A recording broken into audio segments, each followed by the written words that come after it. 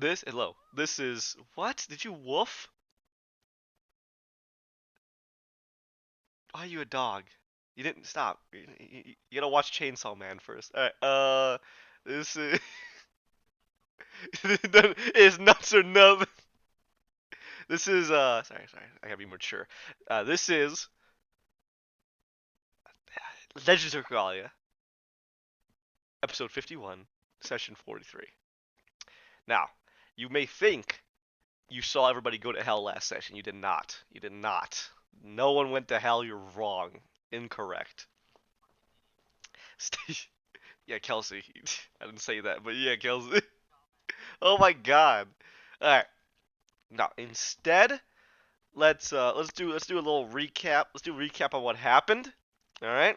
I think the biggest thing to recap is, first off, what you guys decided to do, as in what you guys decided, who you guys decided to give the Axis of Morality to. All right.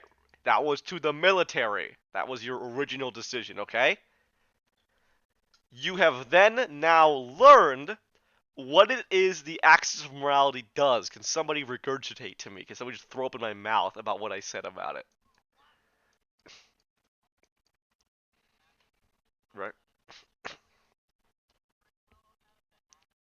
Yeah. Yeah. Yes, you. Right. Correct. Alright, very good. Um, let's see. What else was important that happened? You did a lot of prep, talked to some people, you figured all that out, you lost some lives. Does anyone even remember how many lives you lost? If you don't, I'm gonna call you. Okay, that's close enough. It was 9,600, but yes. Yes. You fuckers, you sent those peons to their deaths. How could you? Why'd you fight for them at every turn? Why'd you gain 10? Why'd you gain 10 exhaustion? You selfish bastards. Oh, boo-hoo. Boo-hoo. Oh yeah. Jesus. Well, on that topic about bringing people back to life, what happened with our dear friend and most hated fucking thing in the universe of Cadrigan? What's going on with Algozad?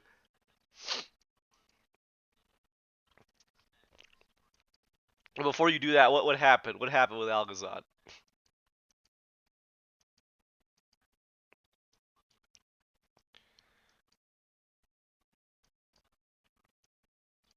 Okay.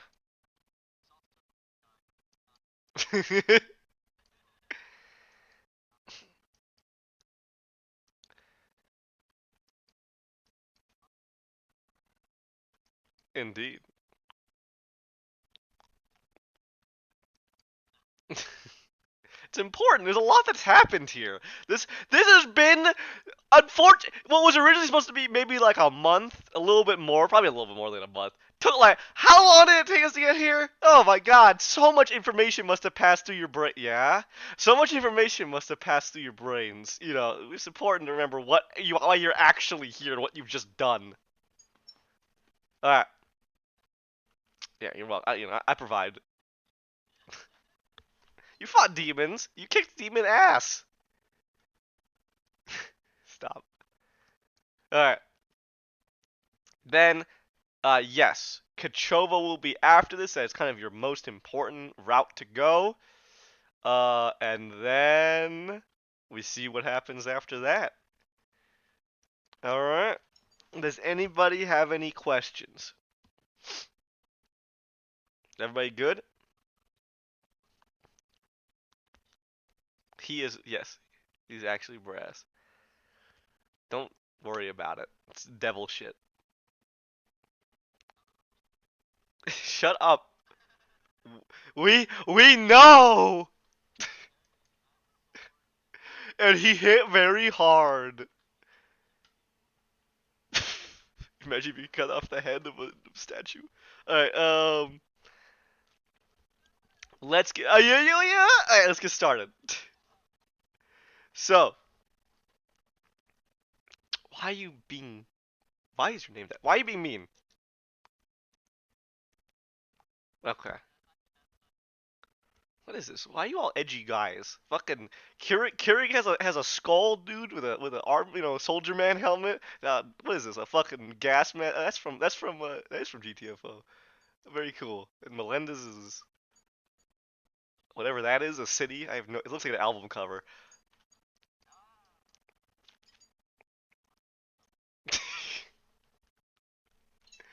All right, let's do this. So, does anybody remember what day it is? Correctamundo. All right, somewhere around that. Don't worry, I just checking. I want to see if any of you remember. It's a good job.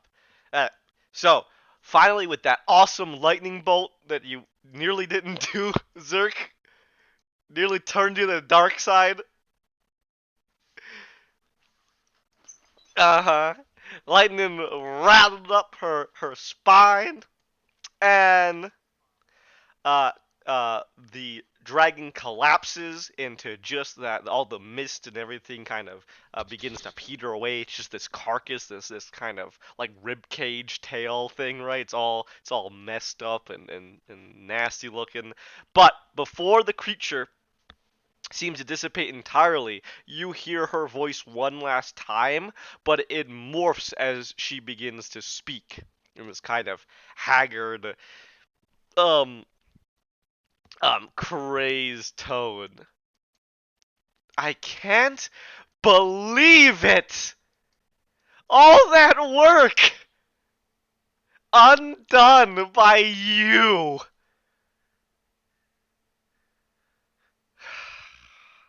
It's not even a guarantee. Well, I hope you're happy.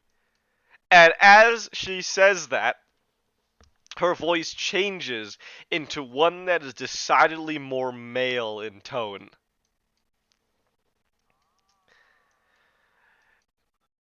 Oh yeah? Was that what it was? No, I had mentioned that Skelvex was pretty much male the entire time, but then you find out Skelvex had a female voice, and I'm gonna clue you in on what was actually going on here. What? Jesus Christ.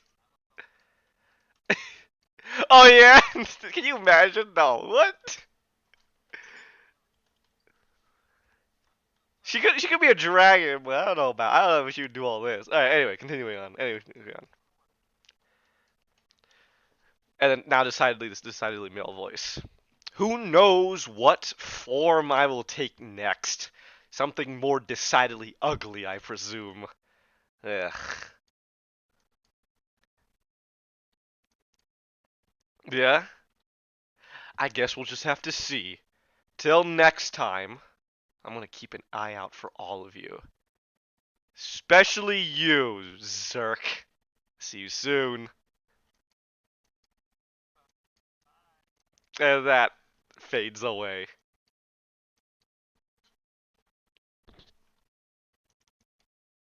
Stop. That is so weird looking. Don't do that. Oh my god.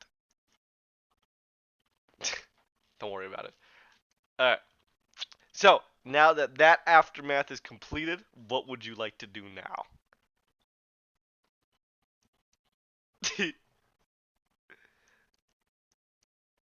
Nightmare Slain.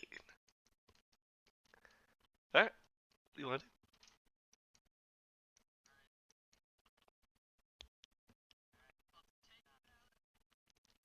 You want to pull the sword? You all do it together? Alright, all of you gain one level of exhaustion. And then all the roll me some mighty strength checks. Straight strength.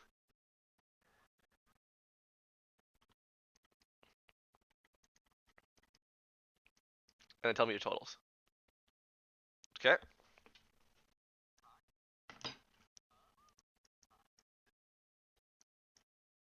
That is cocked. Alright. Hit that. Alright, 17 and 19. And what's next? 19, what'd you get? Total 7? Alright. It looks like it's about to budge, but all of you were unsuccessful. You'll have to do it again. What's up? Yeah.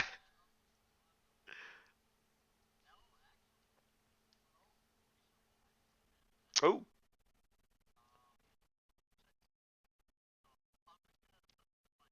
Okay. You got it.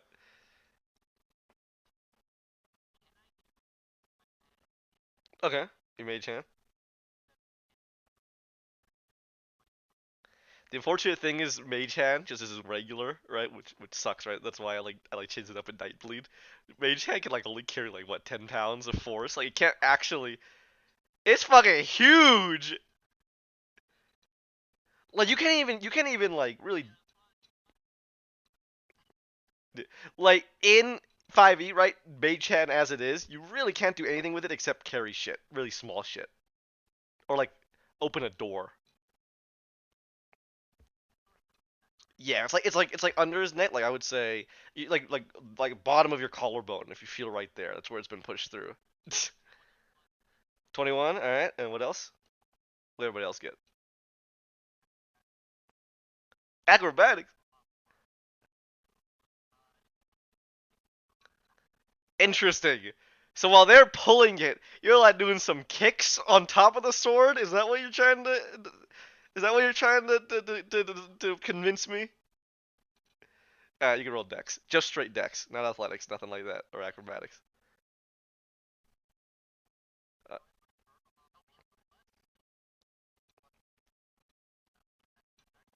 it's just a straight check. Okay. And 22. Oh, let's see. Hey, you guys did it. All right, no, I was just adding up all your scores. You had to reach 100. Yeah, that was all. That was the issue of doing it in the middle of combat. Was just one guy pulling it. It's gonna take him a while to eat up that exhaustion. And then I'll get another point of exhaustion for touching it. Now that was the big pain of trying to remove it. If you had actually somehow removed it, like all of you just decided, yo, we're just gonna pull the sword, then the fight would have been over. Actually, yeah, he would have helped you. Yeah, he would have just helped you. So I would have just said it's over. So that would have been a neat little thing if you decided to commit to it. But it would have taken a lot. Like you would have had to do. Right. There you go. The issue was just kind of watching the exhaustion. Oh, all right, 2 minutes. There you go. There you go. There you go.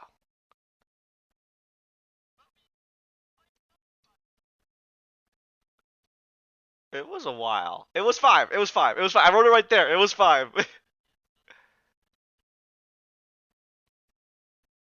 Which is a long time. 5 turns is a long time. I mean, there's a reason why. There's a reason why. Exactly. There's a reason why Skelvex had to catch him off guard. Cause Algazon's the first Baron for a reason.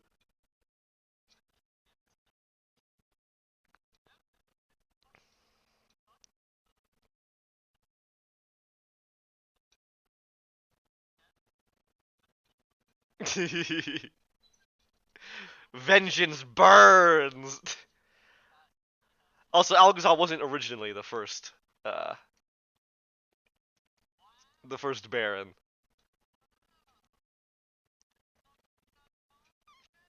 I don't know what you're talking about.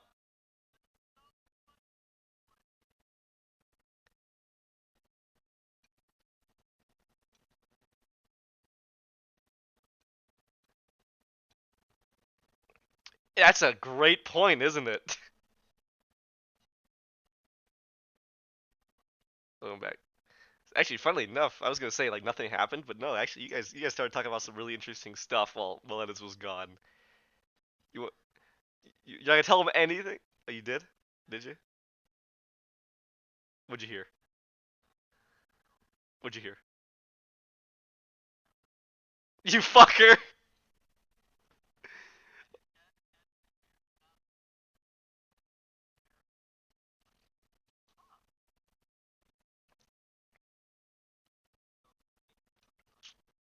What do you mean I gave you the notes? I did not. You never ask. I can't remember the last time someone asked me about the lore of this game. You guys used to be ravenous. Now it's let's see what happens. Before I used to sit till like 5 in the morning, fucking regaling you with all the weird shit. Oh yeah.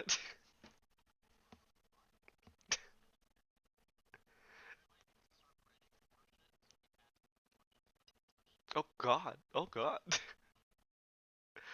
All right. So you pull the sword, and Algazad drops to his knees in um, exhaustion. There's a slight pause as he kind of towers over you even while kneeling, and he will slowly begin to rise to his feet. Before he gets the chance to, though, Cadrigan will appear from behind him, and no, I think he's gonna tear into his Achilles tendons with his claws to keep him on his knees. Yeah, pretty much. And there's a grunt of pain. It's not like a screamer like that. Algazar just like as he goes back down to his knees. Well, I don't know if did was he actually aware of what was going on while he was paralyzed or not? That's the question.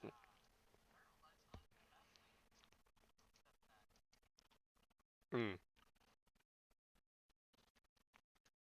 So at this point, he'll kind of raise his head and catch Cadrigan's eyes, and Cadrigan stares back at him, and there is nothing but mutual hatred between them.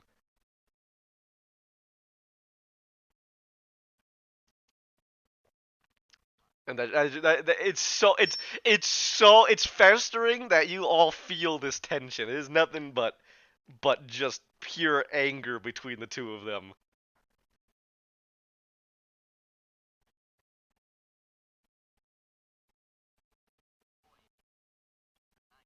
At this point, Algazad will slowly turn his head towards all of you, and Cadrigan does not lose his gaze as he stares at him, stares at the side of him. Algazad will take a moment to breathe and then nod to each of you. I suppose I have you to thank for my freedom.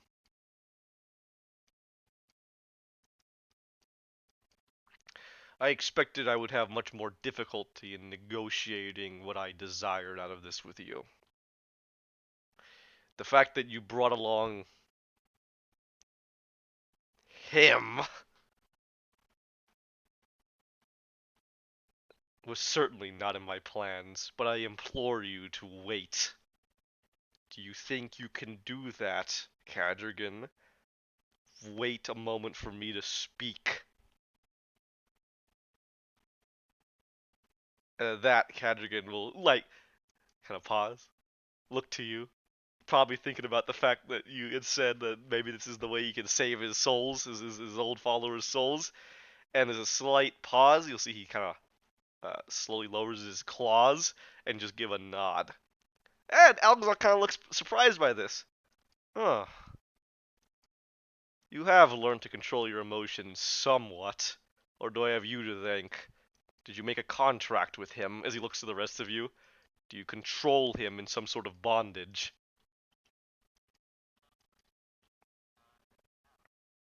He does this willingly, of his own volition. My. What a change. Shit. Yeah? Allow me now to speak. Unbeknownst to you or your army, I have been assisting you in the name of my people. I came here with the intention of destroying this wretched place and enslaving every single one of the worms that lived here. But in doing so, I began to undergo a transformation of sorts, and I noticed that it seemed to affect quite a number of those with me. Though, curiously enough, only myself of the barons was affected. Rather, this let us call it an infection, seemed to spread more thoroughly through the lower ranks. And then it brought me to something that I hadn't thought about in a long time. My deposing of my kin beside you. As he just looks towards Cadrigan.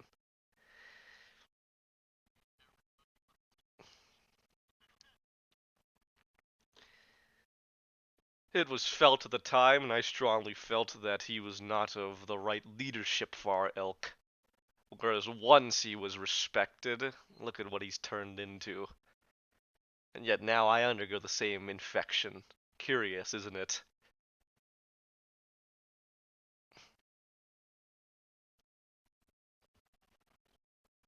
Just like a big old dragon bone. Like, big old like head, and it'll kind of look past you. Well, it goes to show that you possess some martial prowess of respectable intent. Scalavex is not easily slain.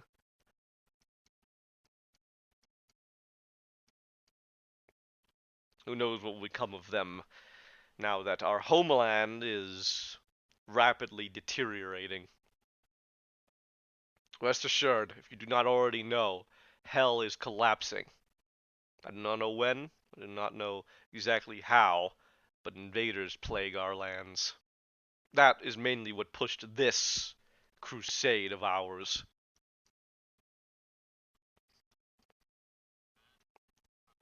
It is you have no way of comprehending the enormity of it. He'll just kind of leave, let that silence hang as he says that. Still, more importantly as to why you should not slay me as of this time, is that I hold within me a large number of the slain. The collected souls of the slain are... You could think of them as treasure for our forces. The more souls we commit to ourselves, the more we have aligned to us and contracted, the more powerful we become. But it is the right, so to speak, of us barons to get our first share of all souls slain. After that, it is doled out to the lower ranks. A currency of sorts, if you will. As first baron, I was given a considerable amount of control over a considerable amount of souls of the slain. I can return them.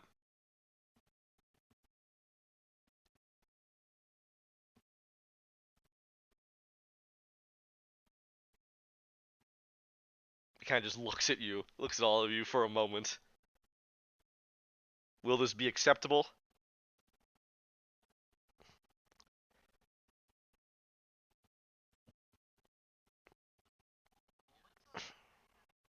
He's waiting because he wants to hear if he has the souls of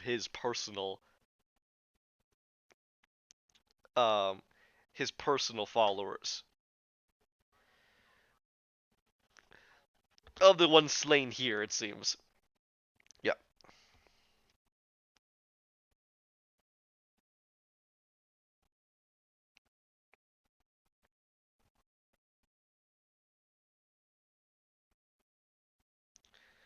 What a strange question. Why do you inquire?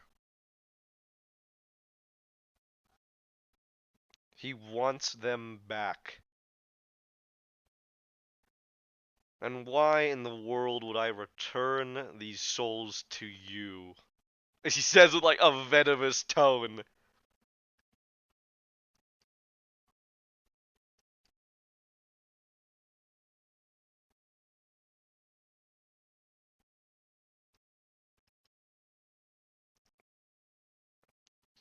Make amends with Cadrigan.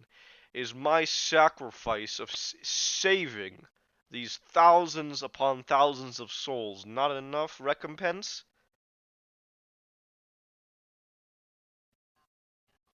Well, it's a good thing that Cadrigan is not the one deciding the future of these souls now, is it?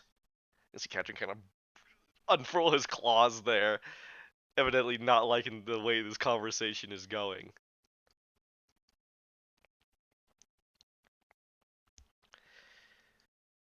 Since you have assisted me, I will share with you some information. I do retain a large number of souls. All the ones I've ever taken in contact with myself. We all do. For what reason do you think Kadrigan remains so powerful?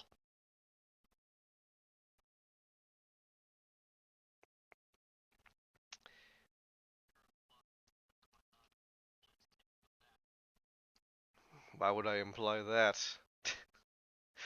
I would fight him if that came to be the case. No, I am saying that we retain these souls regardless of how long ago they were taken.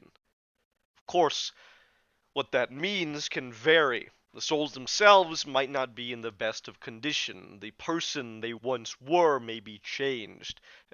With time, the longer one is enslaved, the more they become less of a individual and more of just a resource, a husk. Also, they directly correlate with my and his power. More souls, the more powerful we become.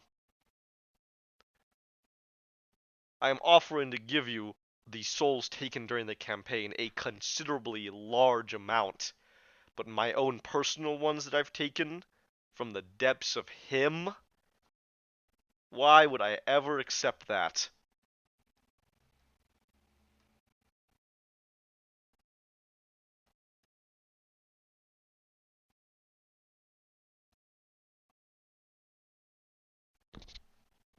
Do I wish to stay a demon? Why do you ask?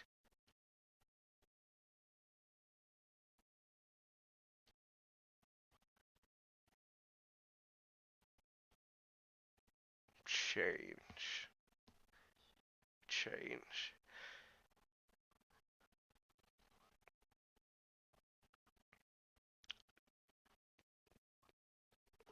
By your touch.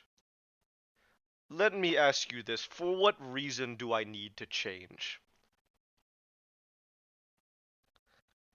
I wish to return and save my homeland.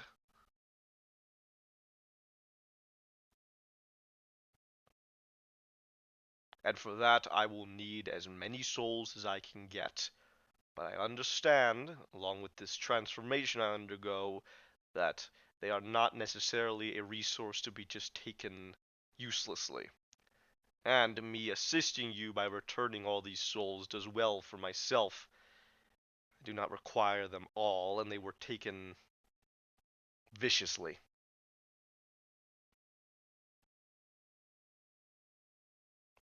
But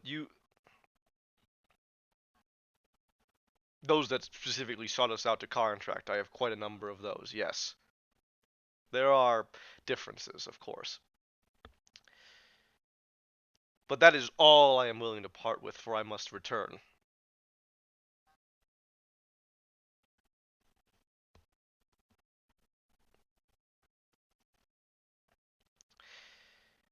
Yes.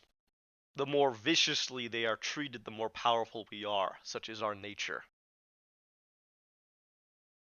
Thus, you see the sacrifice I am giving up to you. If that is not recompense, I do not know what is. So again, I ask you, what point is there to change? You are saying the gods themselves will assist me in reclaiming my home?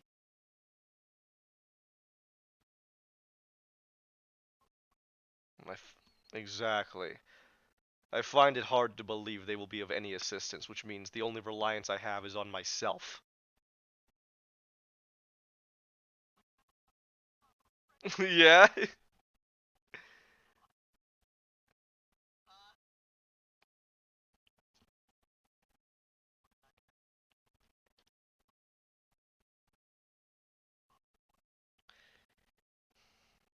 Allow me to also say that the soul's Cadogan desires are of particular power to me.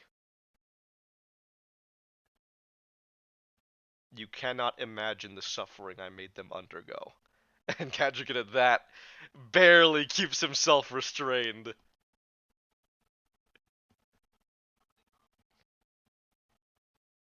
Hmm. The most important, half a dozen, 6 souls. All of them? What about them? What do you ask?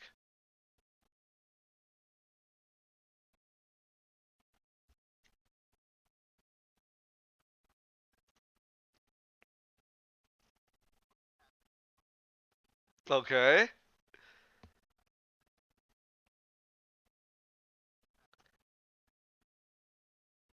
At that, they both will look at you, and you see their like Kadrigan doesn't have eyes, right? And this guy is like a brass angel demon, right? But there is quite a look of surprise, I would say, on both of their faces. A trade of souls, as if that is quite a taboo thing.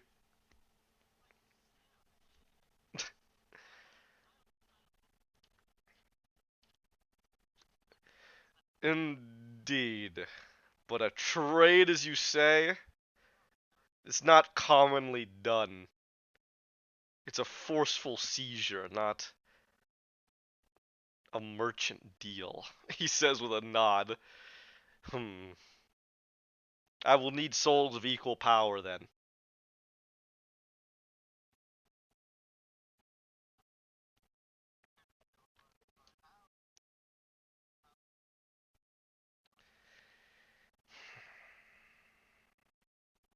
Their extended suffering. Hmm. If I did not receive a trade, I would find my power wane not considerably, but it's enough to be uncomfortable for me.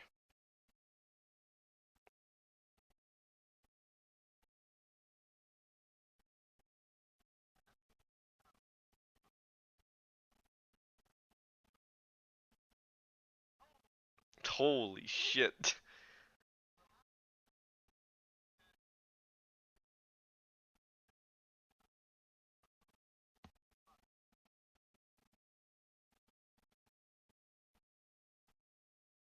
He he looks to you and you have all of his attention. One. I will give you all 6 for one.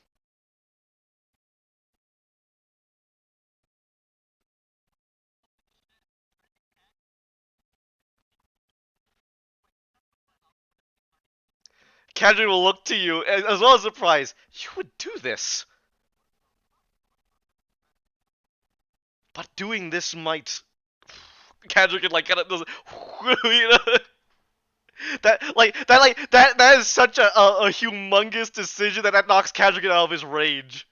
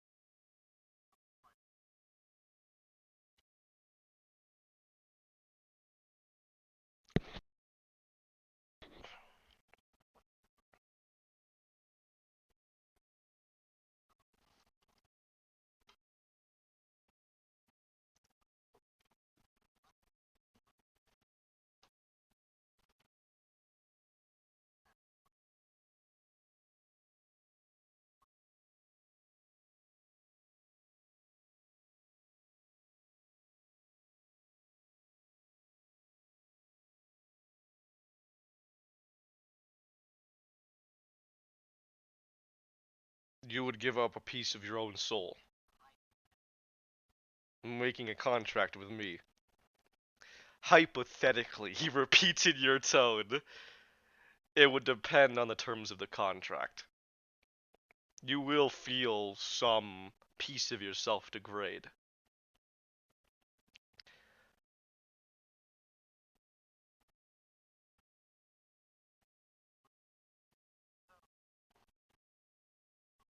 Hmm.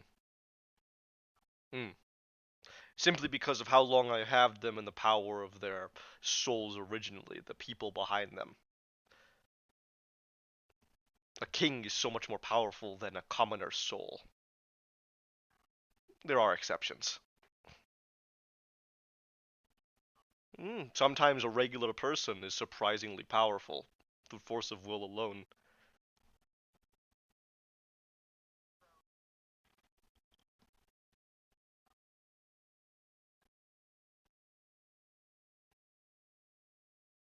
Hmm.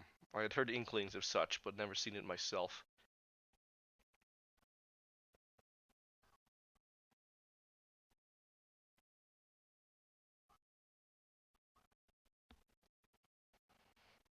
Hmm.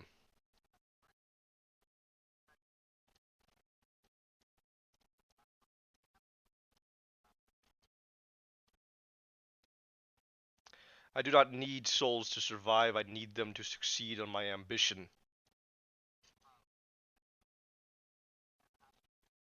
Do you have an alternative? How so?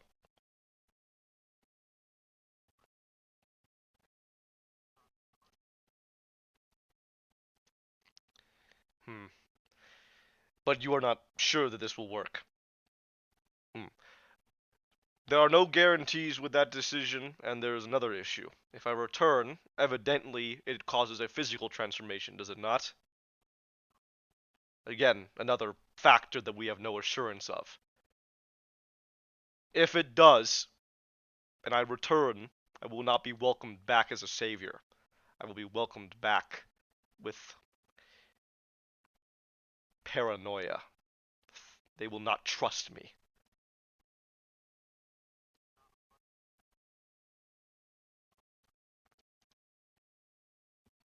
They have no idea of this. Hmm.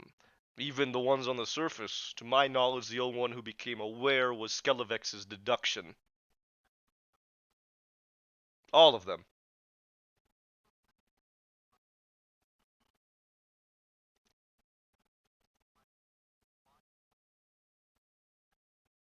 Hmm.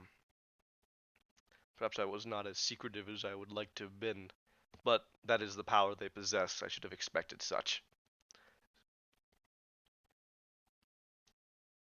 Hmm.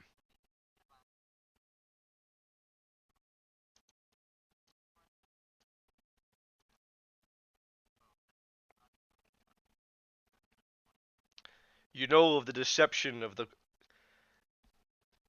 You know of the deception undertaken in Kochova. I do not understand why you would not desire to rid it at least of one. So what stops you? You defeated Skelevex, all the other barons. There are few powers that remain in this land to counteract you easily. Why not just take what is yours, what you know to be right?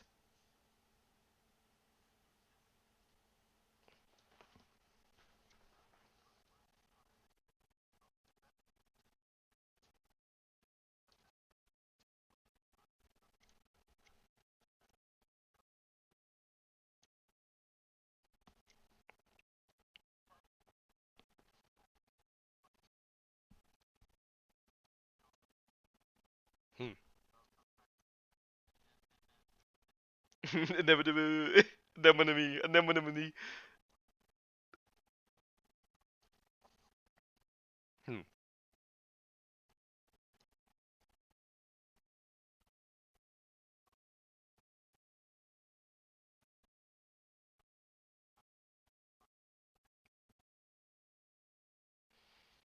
Allow me to make that deal easier then. As of the decision you have provided with me, those possibilities I do not find acceptable. I need more guarantees, and as such I will refuse.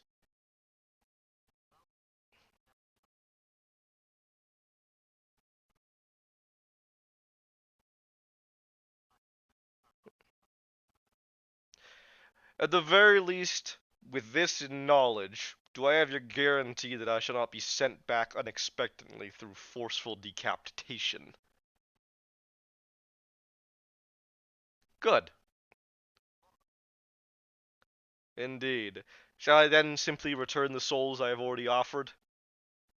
I was prepared to make that deal regardless of the circumstance.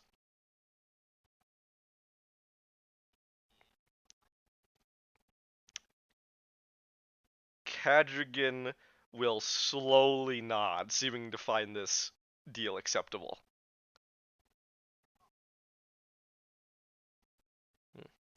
Now, I cannot guarantee that every single one of these souls will find their way back to a body. Depends on the circumstance, depends on what happened, depends on how horrific the death was, if there even is a body to return to. But these are as many as I could have gathered. Is that clear? Maybe there be some hope then to some of these people upon returning these loved ones.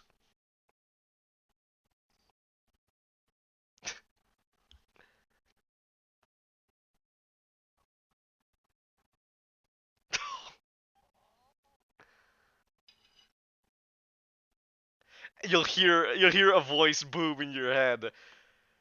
My, oh my, never would I have thought I would have enjoyed Gawain saying something not stupid.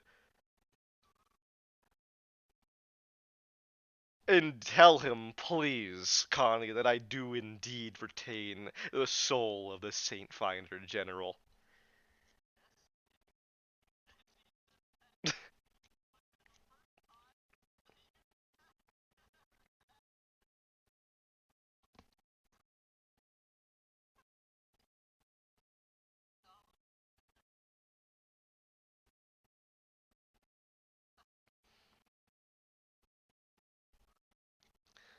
What shall I receive in return? Everyone else is making deals. Do I also not deserve one?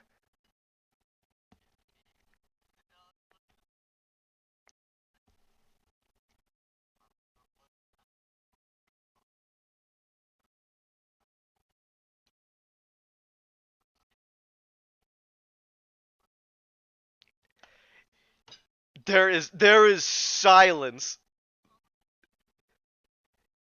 He would allow me the pick of any of these taken souls? Any of my choice?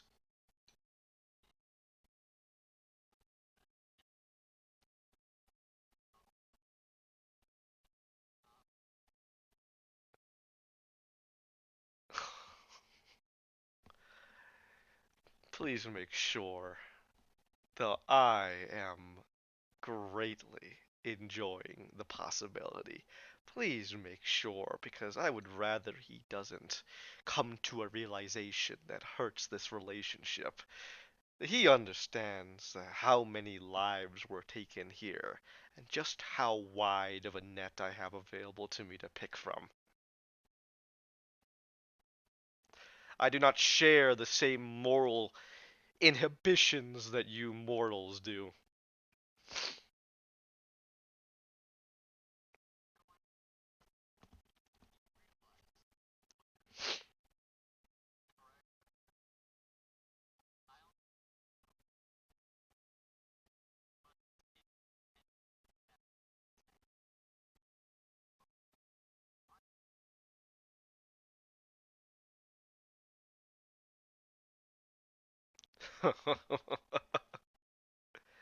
You just hear that laughing in the back of your head.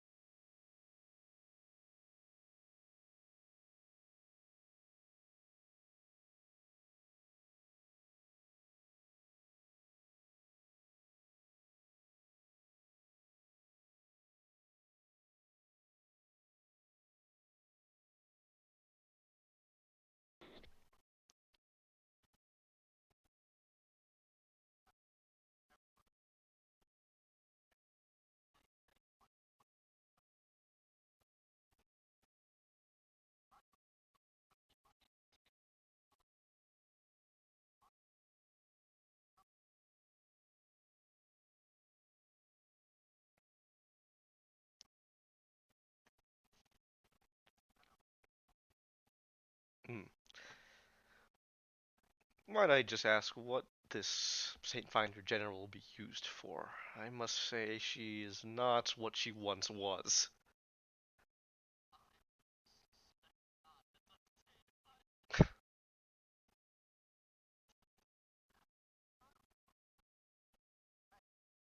Hmm. Oh, wonderful.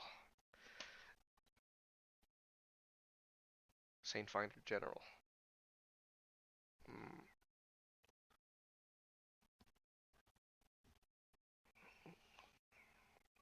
Hmm.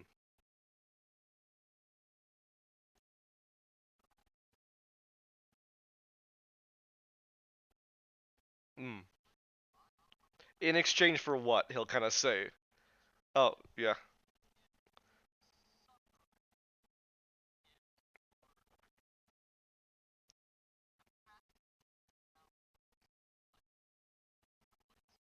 Hmm.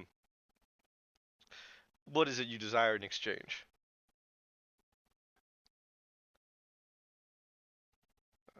Would this destroy our arrangement for the soul of a saint? I see. You simply wish to have some souls in your care as a what? Part of trust? He kind of nods. I would find those terms acceptable on examination. All right. Are you making this deal? All right. You just hear nothing but like just this deep, enjoyable laughter in the back of your head, Connie. And at this point, the floor in front of you is like a column of blackness, and rising, like you see from beneath, a hand reaches out. It's a gauntleted hand, but you see it's corroded. The metal has corroded into the hand itself, like the metal is sunken into the flesh and bone of the hand. And you can see the gnarled pieces of it, as it's almost like the Saint Finder's hand is fused, like the armor's fused with the hand itself. And it does not get any better. I would make you have a fucking sanity check if I could. What rises out of that dark pit is beyond what the rest of you have seen. It is less a person and more a wailing phantom. You hear what sounds like a scream, but it's as if the vocal cords have been shredded, so it comes out more as a shrill whistle. And what rises out of that muck is this just half fused, half melted, corroded metal flesh bone body of what was once the Saint Finder General.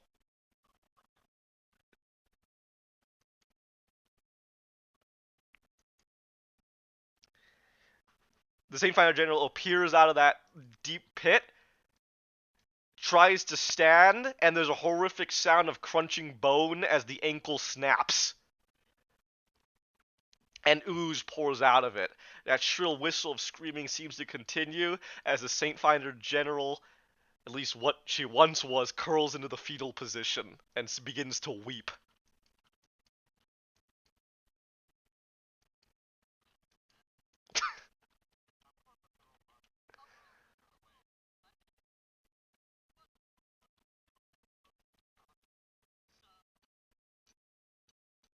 You just hear that cackling laughter of Israfel in your head. This is what our enemies deserve. Now to go look for some souls. I do worse to some.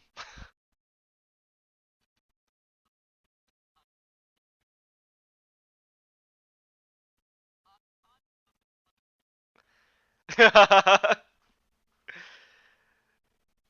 this, Algazar will look up and he seems surprised. Actually, there's a bit of a surprised expression. Didn't you say you were paladins? This behavior is acceptable by the tenets of your order,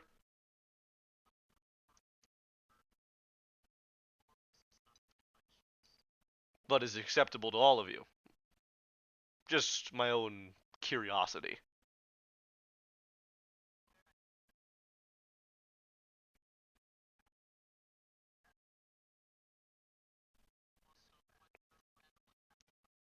Hmm.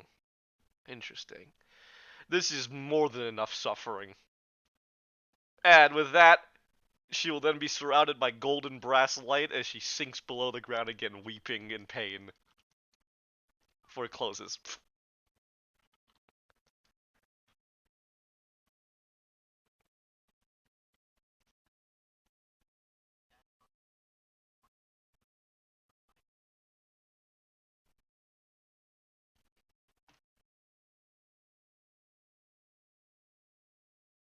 You would make an excellent demon, is all Algazad says with a nod.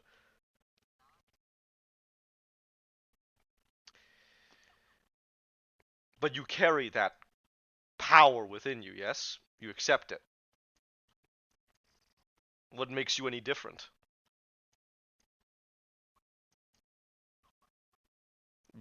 You have no choice to expel whatever empowers you. Of course. Be aware, there is no judgment from me, merely morbid curiosity. Hmm. Many such decisions have failed great heroes before you. I carry a great number of those souls within me, of those that went too far beyond what they thought they were capable of. So he'll kind of say, he'll kind of like purse his lips at that point. Like, huh, isn't that interesting? You kind of that look on his face. Regardless, the deal is done. I shall return 2 souls. At that, he'll pull from within himself 2 small uh, golden orbs, kind of like golden little orbs, and he will slowly push them towards Kadrigan, who seems to look at them in awe. Hmm. This Algazad will look to the rest of you. Are you ready? Hmm. I will begin releasing the souls, but I imagine it will take some time. Are you here for your prize? At this, he snaps his fingers and a latch opens, a secret door behind the throne. Inside. May you use the power wisely.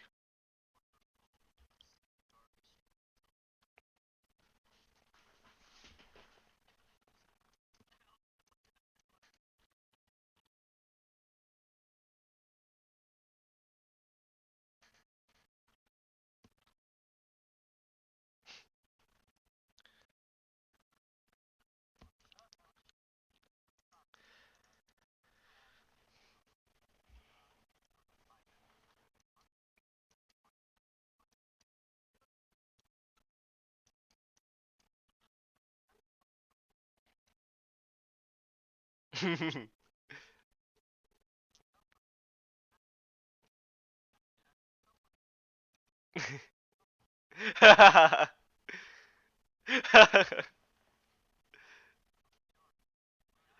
guess we'll find out, right? So one last thing, if you don't want to say anything else to Algazad or Kadrigan or anybody here, um, you'll definitely know what's interesting about Algazad's quote unquote transformation is previous demons you've encountered have pretty much seemed like they've done a full 180, right? They've turned from laughably comedically evil to something that's a lot better. Algazad is the first that you've encountered, I would say, because even Kadrigan is like kind of really nice once you get to know him. Algazad has those sympathies, but that seems to be as far as it goes. He's not being kind for kindness' sake. He's kind because he's sympathetic and he understands that it'll get him farther at this point, which is still, an evolution, right? It's still him changing, but it's definitely not as rapid as some of the others you've seen. Like Araka was definitely fully good. Sort of. I would say that's a great thing. He seems to have almost developed into an anti-hero. Mm, mm. And he still wants to save his people regardless of the evil they commit. Mm. at least he'll try not to, right? It definitely seems like he's moved beyond that. So it's interesting seeing that the way this evolution seems to affect different demons. So that's all I wanted to point out. Anything else you guys like to do? Oh yeah.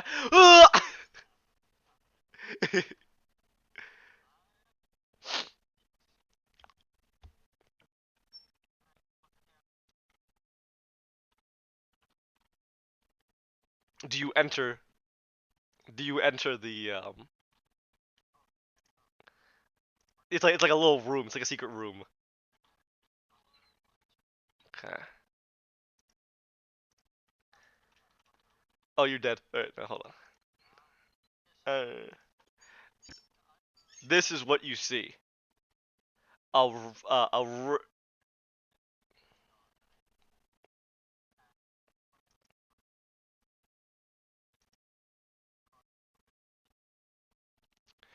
You see a red-black orb on a pedestal amidst a mural. A glowing sun in the stars.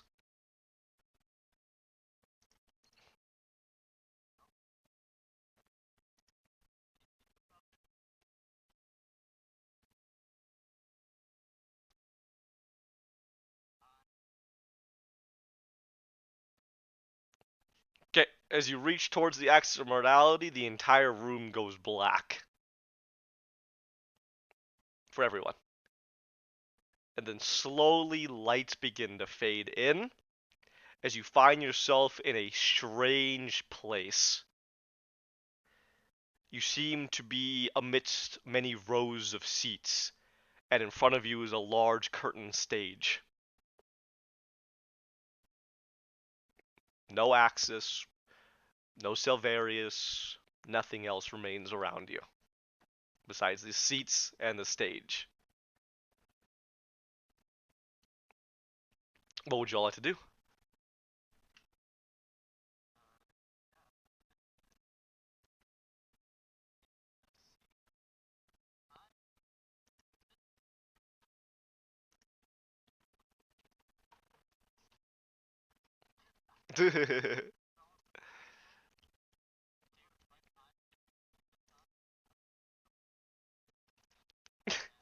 So many.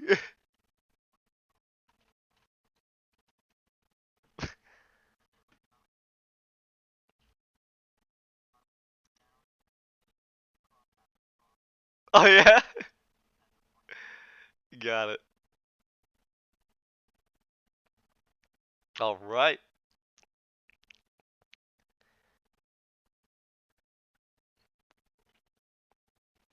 At this point, excuse me. Yeah. All right. As I was saying, thank you very much. I just wanted to get this picture for you real quick. Shut up before I fucking kill you. All right. At this point, um, a few things are gonna happen. You're gonna hear music slowly kind of come in, and I wanted to go and get this real quick.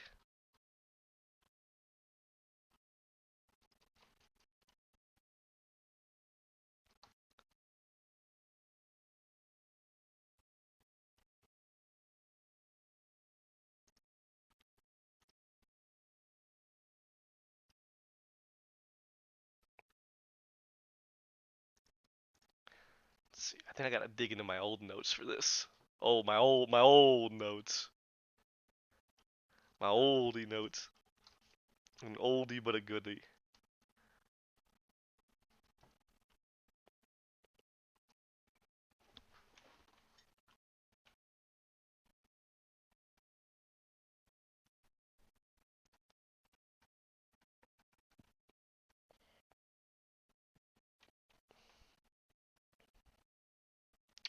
Aha, here we go. Let's see.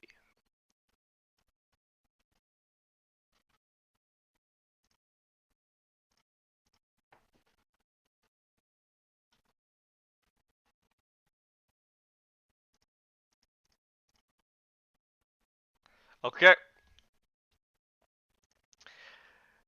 You see a familiar, I wouldn't say face, but a familiar mask.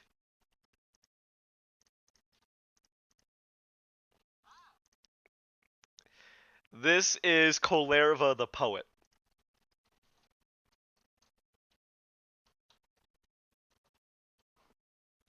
There you go. And she'll strum on her little, what you call it? What's it called? It's not a violin. Oh, come on, brain. Help me out here. All you help me out right now or I'm gonna kill you. Lute, thank you. My man. Alright. She plays her little lute. Fuck you.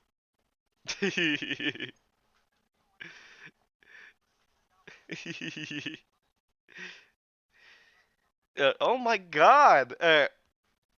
She'll strum on her lute. Just a little bit like she's kind of trying to tune it before she'll stop and she'll look up like she wasn't expecting you. Tilt her head. What are you doing here?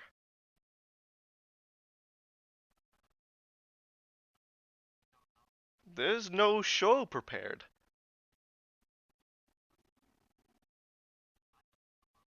Strange orbs are aplenty.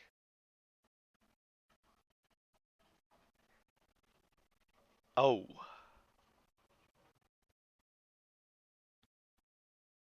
that's probably why you're here.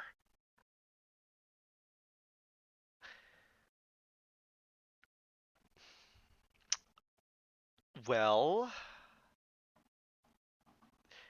it was very nice meeting you. Is all she'll say as she gets up and begins to walk out.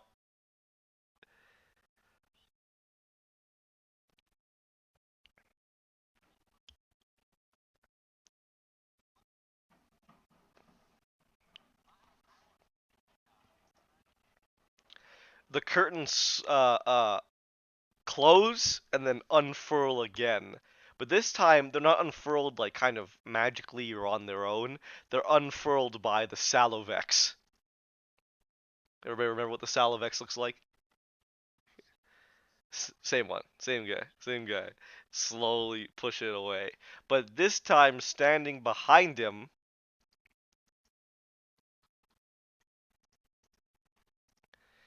is a woman with this mask.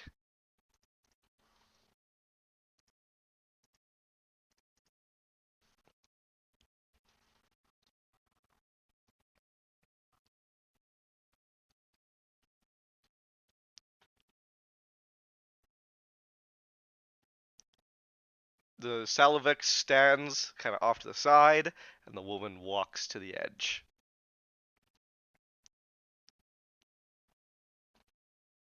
And she simply holds out her hand and gestures forward, like she wants you to, like she wants to beckon you forward. Before any of you get the chance to stand up, all the seats around you seem to phase out as you're now in the front row instead. It's like you got pulled to her, you know that. Now you're in the front row. The fourth dimension. That's a great. That's a yes. Yes.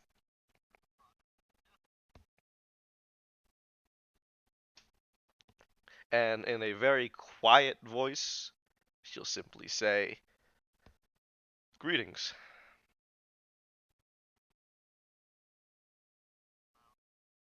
Care to explain yourselves?"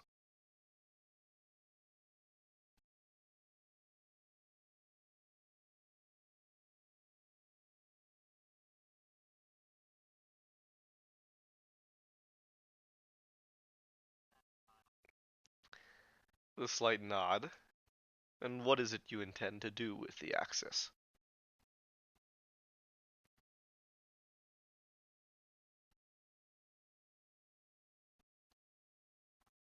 "And will you proceed with this path?"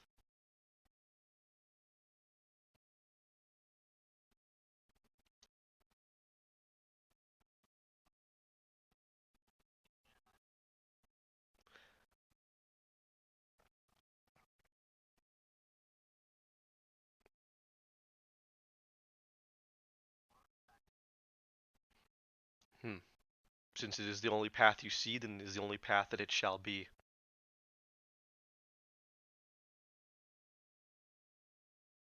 Do we have anything more to discuss?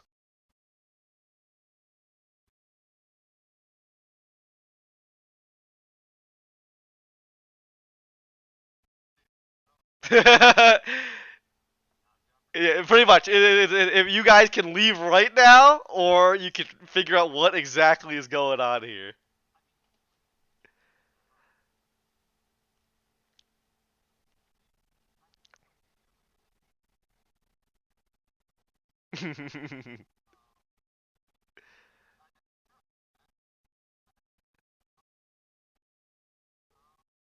Oh God.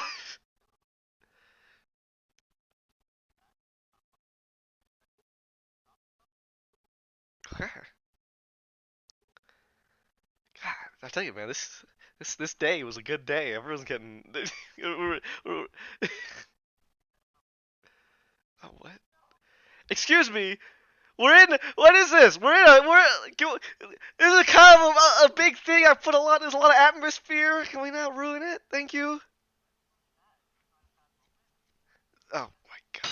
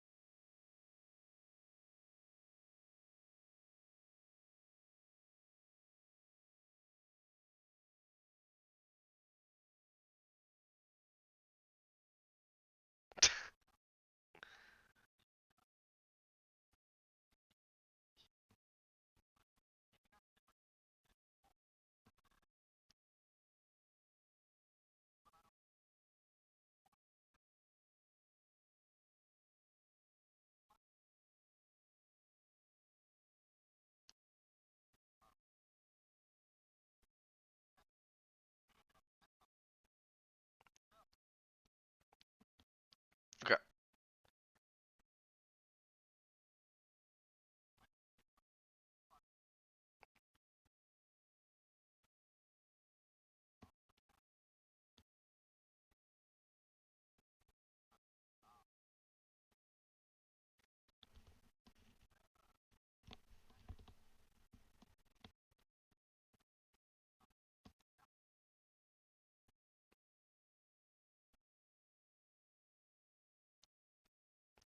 That mask just turns to you, and then the neutral face turns to a face of smiling, and she says nothing else.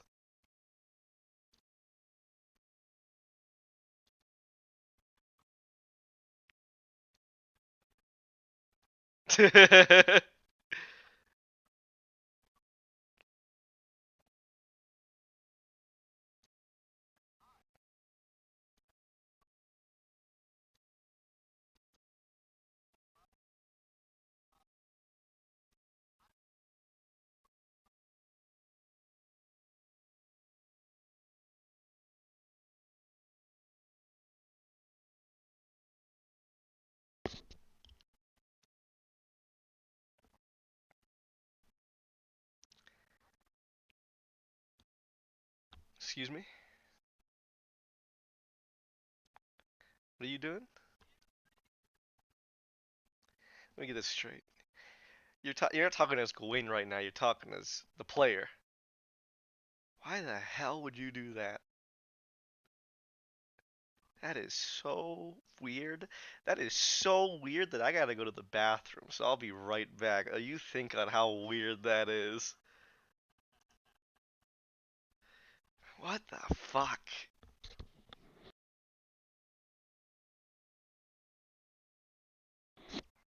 I'll be back.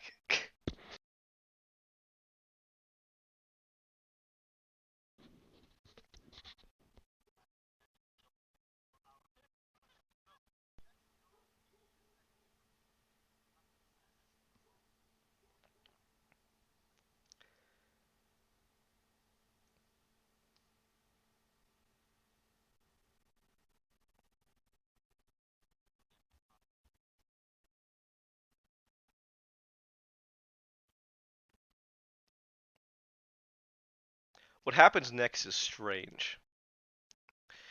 The figure seems to look at you, Gawain, and shake her head, almost like you're pursuing the wrong path to go about this.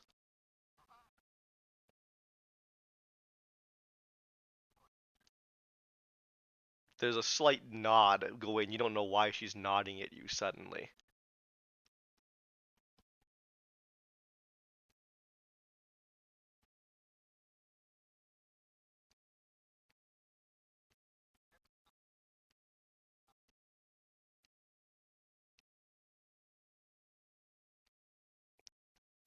There's another slight nod towards you, Gawain, like she's answering a question that you never asked.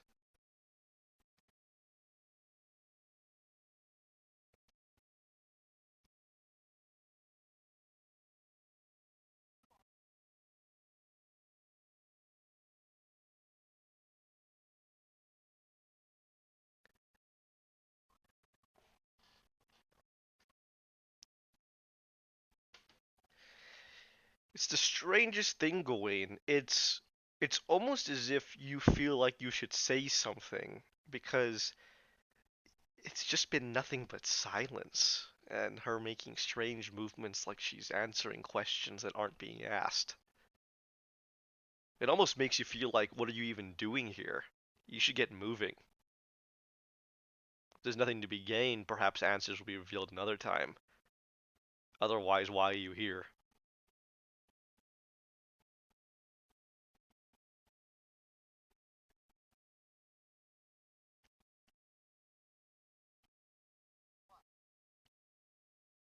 For some reason, you feel that time is of the essence.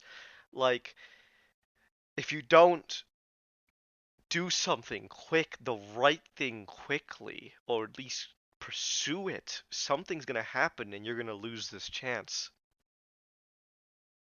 But what chance?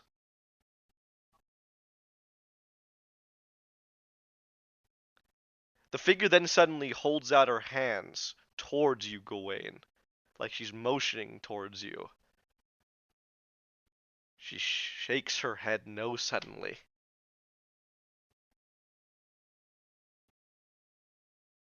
She gestures to you like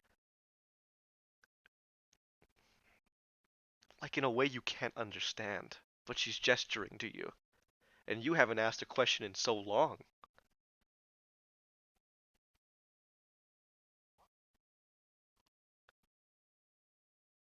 The figure nods and speaks. Things beyond you, a collection of actions undertaken. The key is not growing too distant. Rather, a melding of both continues the play, allows the illusion to continue without breaking the toys. Should you vary or veer too far in one direction, through either commitment of those on paper or through commitment of what you view as reality, you will dislodge both. And that will not happen, so it shall not reach that point. Indeed.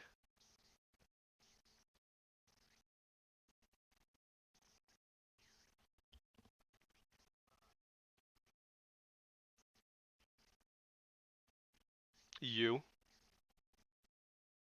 You.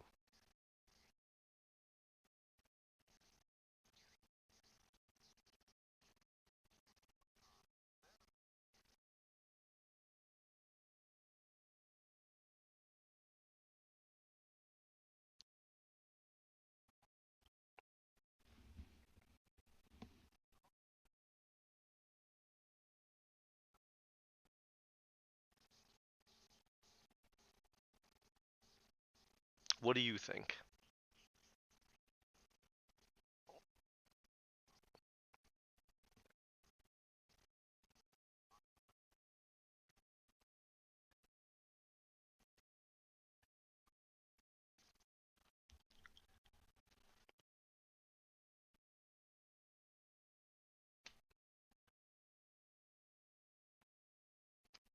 Perhaps. But what importance does this question have on your current situation?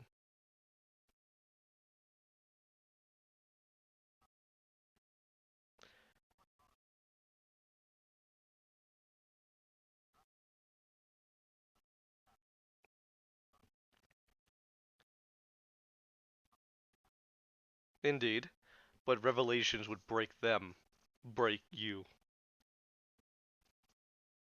You would be unrecoverable. I can assume that isn't something any want.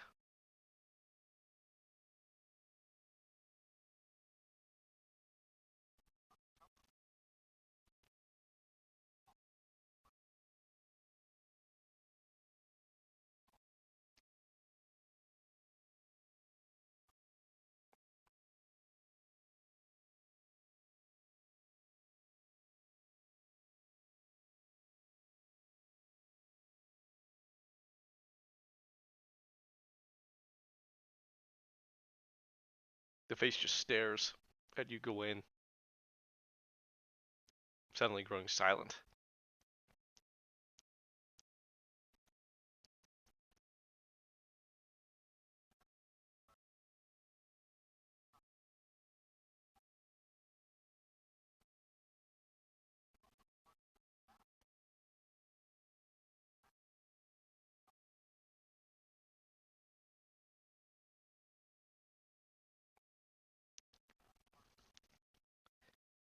The voice speaks up. There will be a return soon. If you do not proceed on what you need to answer, it will be lost forever.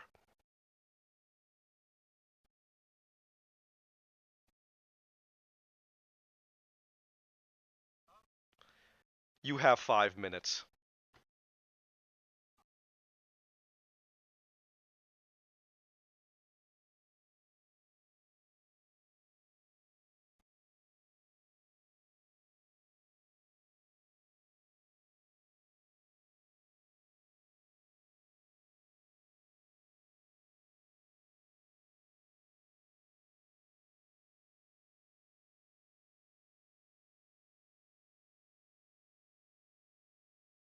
Not him.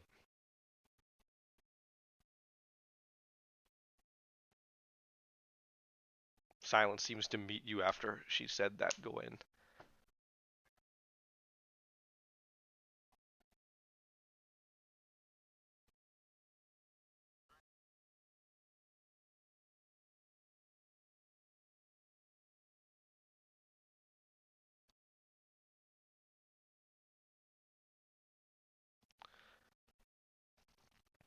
There's a slight pause, and then she seems to ask out of the blue, what is it you want with the axis of morality?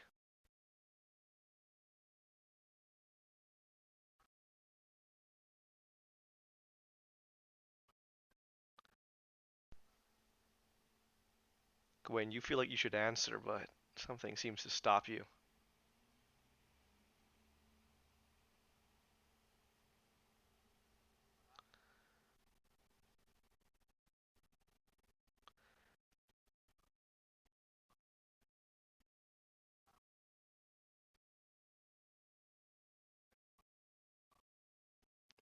Hmm.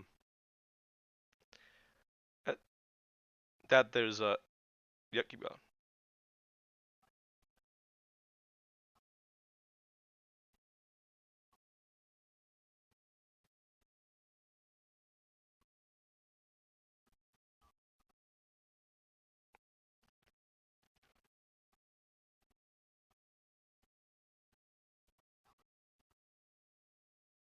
There's a slight nod.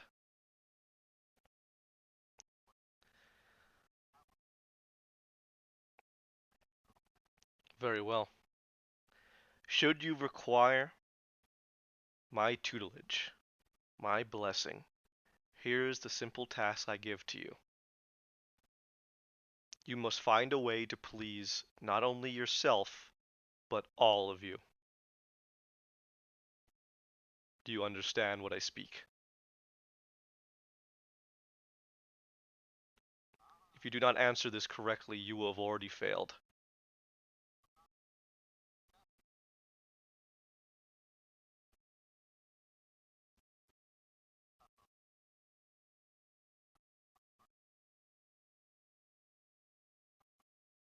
Gawain, again, you feel like you should answer, and the fact that you didn't makes you feel like something's really wrong.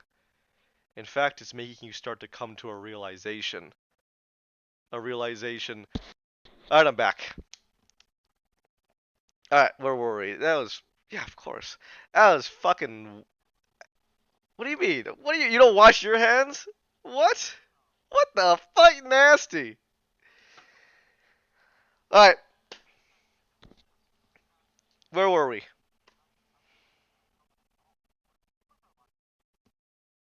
Yes. Well, what are you doing? She left it at your decision. You can if you want. It's up to you.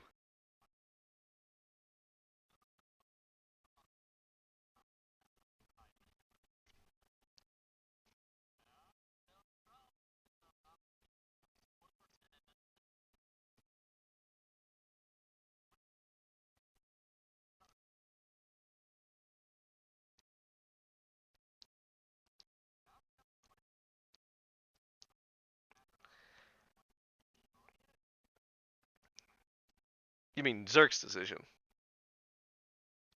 I mean, sure, I guess.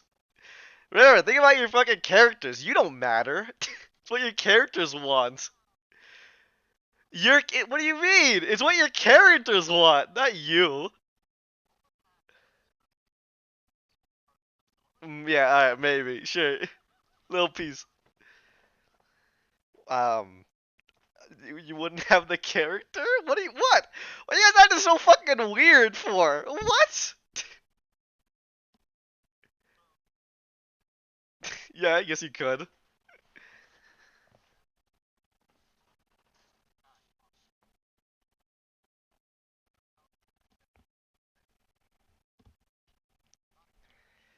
Yeah, but you better come up with a fucking good decision if you decide not to go through with what you had promised.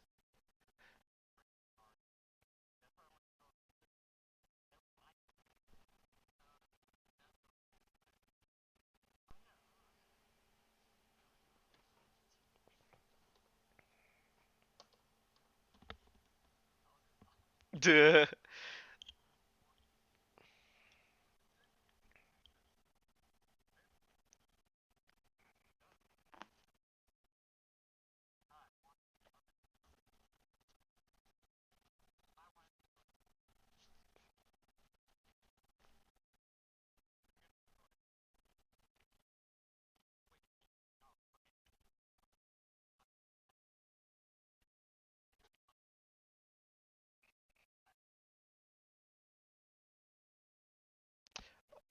But are you willing to go back on what you had promised? And if so, why?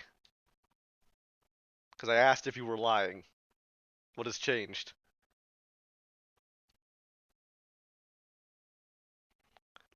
I said I was gonna be anal about it, remember? I said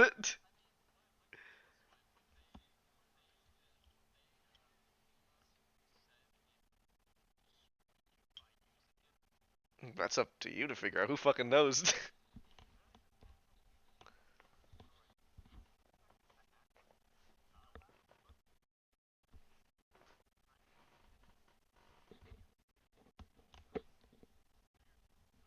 Exactly.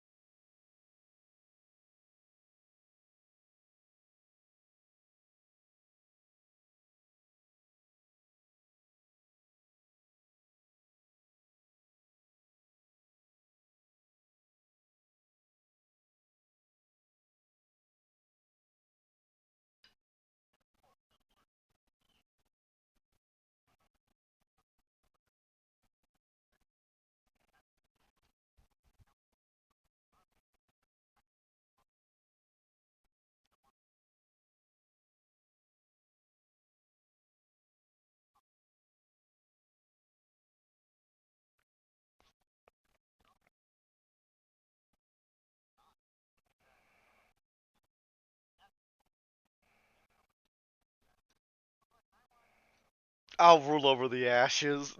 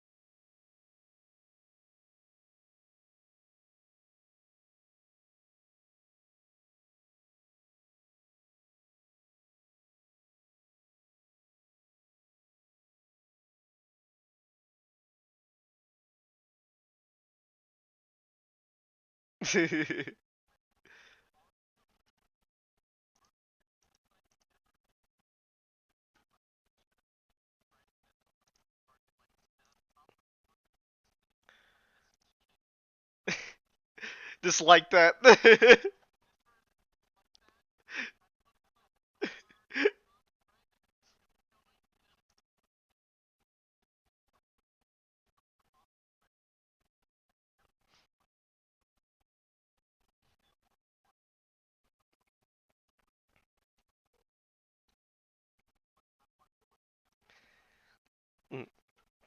I mean, ultimately, in terms of if you're trying to think about this just logically, that's it. Just logically, not trying to make what is actually the quote unquote best decision. The military controls Krigalia. No ifs, ands, or buts.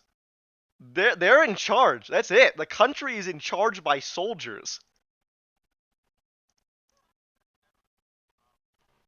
The little torch, burning torch, little dudes. Yeah. What about them? Hmm. The the Xiao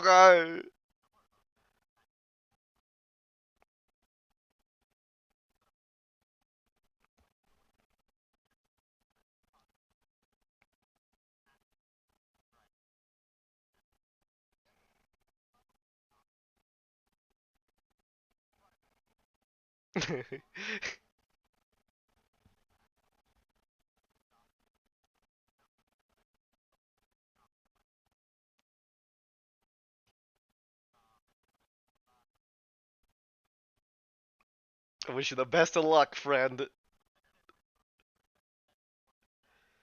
Yeah. Funny.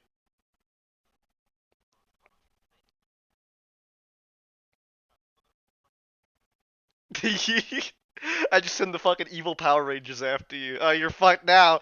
You know, you thought you were strong. Wait till I send 6 level 20 paladins at your asses.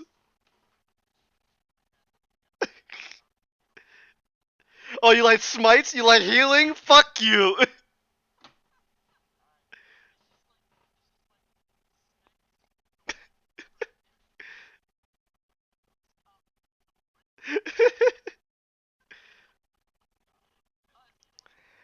Did you guys?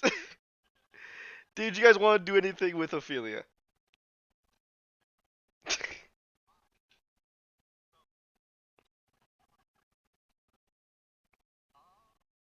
Why do you say it like that?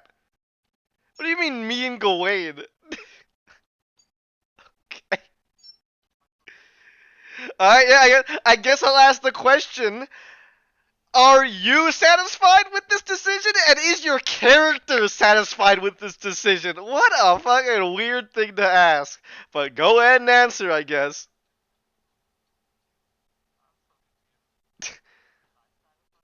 Oh, and is Zerk satisfied with this decision? Okay.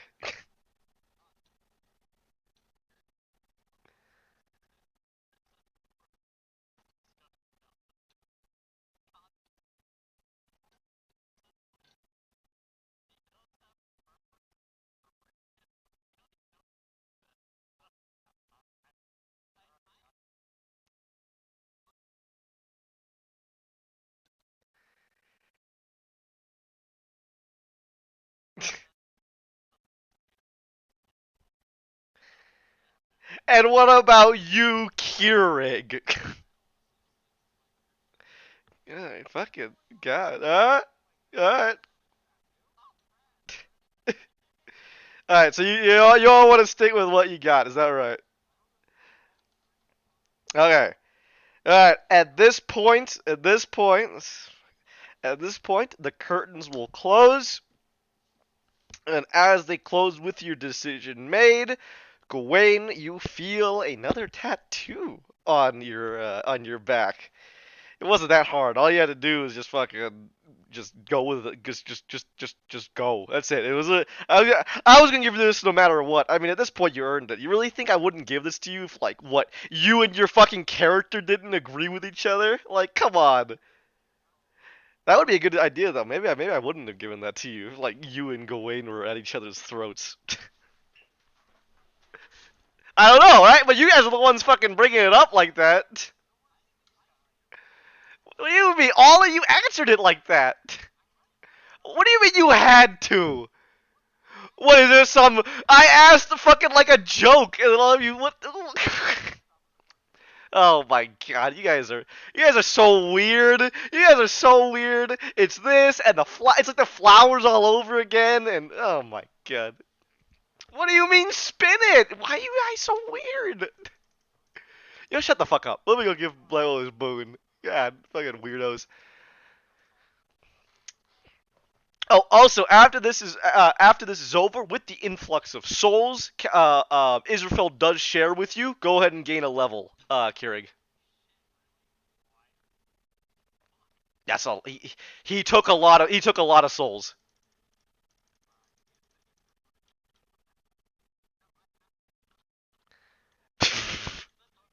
And after you asked that, he laughed like a fucking villain.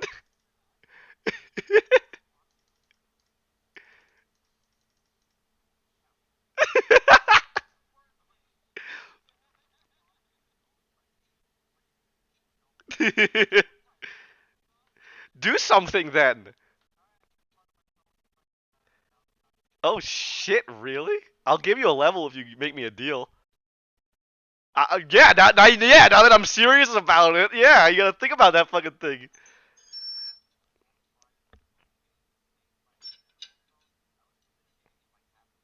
Depending on the deal, he might give you an offer. It depends on the deal.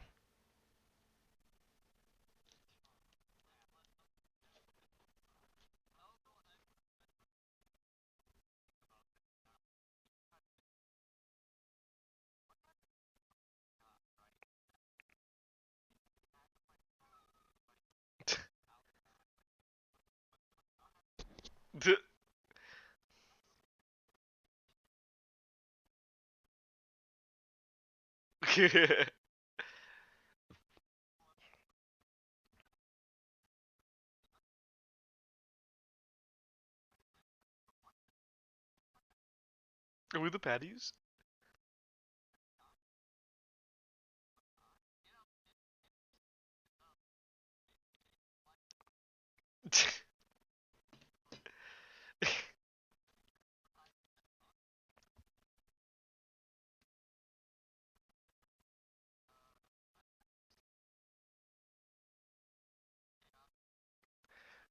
Yeah, I mean that's pretty much exactly on point.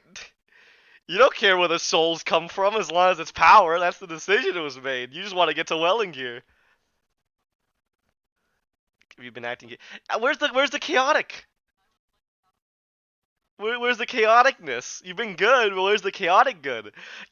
A chaotic good character is like that.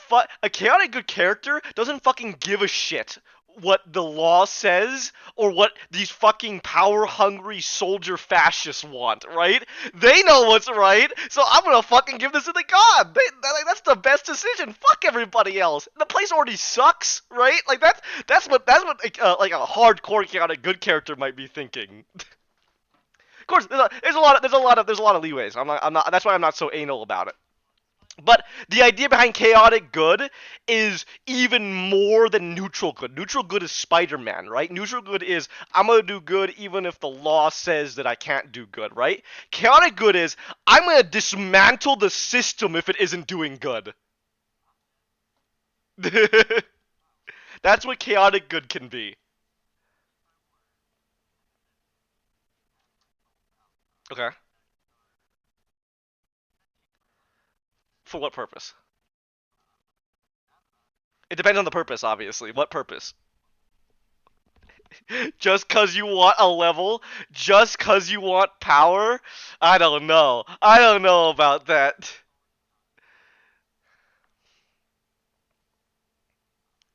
But it's a deal with a demon,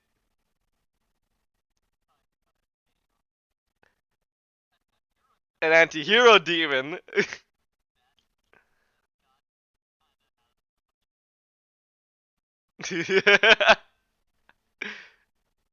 Again, it's where you're drawing the power from, right? And it's the circumstance of it. It's like the thing. You know what it is though. The problem is, right? Are you doing this because it's like, holy shit, I'm about to die, my friends are all dead, I must make a deal with the demon to save my friends and fucking do all this shit, right? But that's not that. I have ways I can gain power and become a god. There's a fucking lady I can talk to who apparently has done this before, a god of some kind. But I'm gonna make a demon because I want power now. Right, that's kind of what this is, right? Because why? You have your path ahead of you.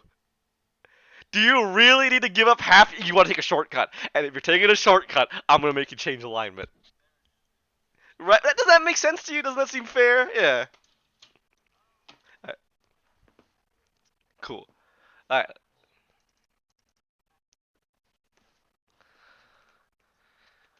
Now, what is a pretty cool Lady Ophelia boon?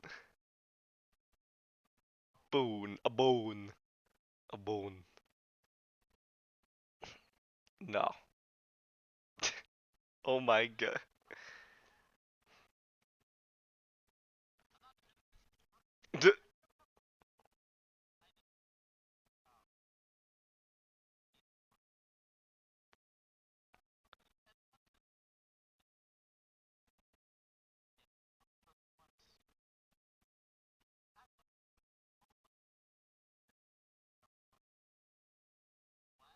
Yeah.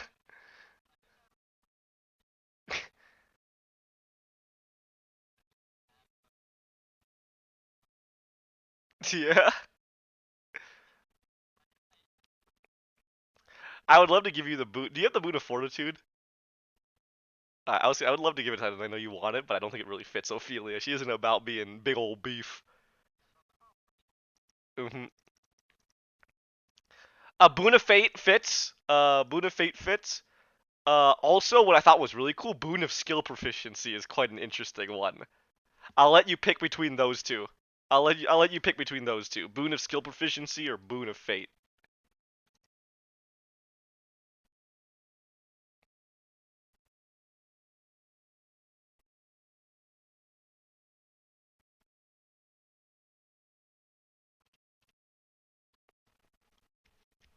In all the skills you need.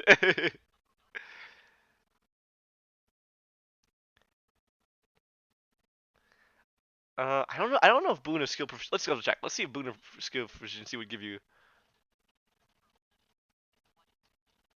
That would be that.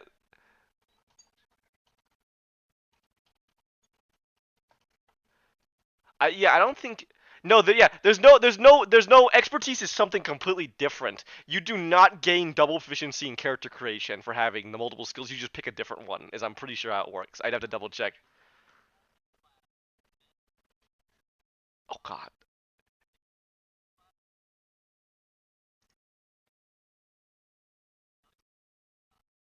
If it matches one the character already has, they can choose another. But getting a skill proficiency does not allow you to double the proficiency bonus. That's all it says.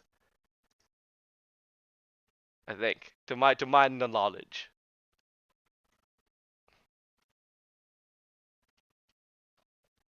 Yeah, double check, but the way I always thought it was that unless you have the expertise thing, you only ever pick a different feat if you already have one. Boon of the Unfettered. Grapples? You never get grappled. Why would you want that?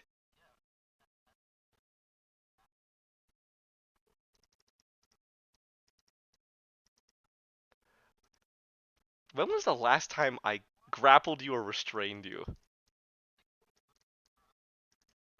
Yeah, but that was curing.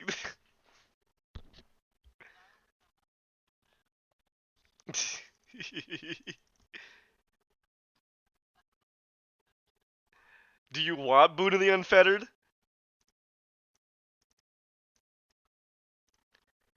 Right now you have Fate and Skill Proficiency. Those are the two I'm willing.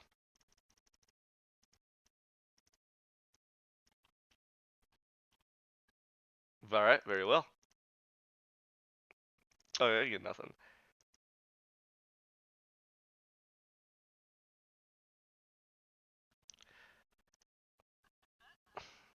Fate, like that Boon of Fate can help out immensely if you really just need something not to hit.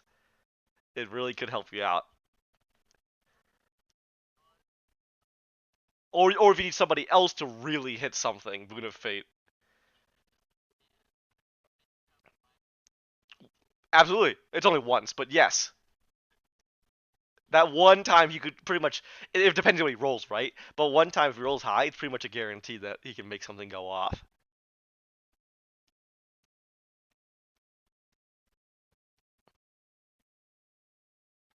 There you go. Well, I mean, that's what he wants.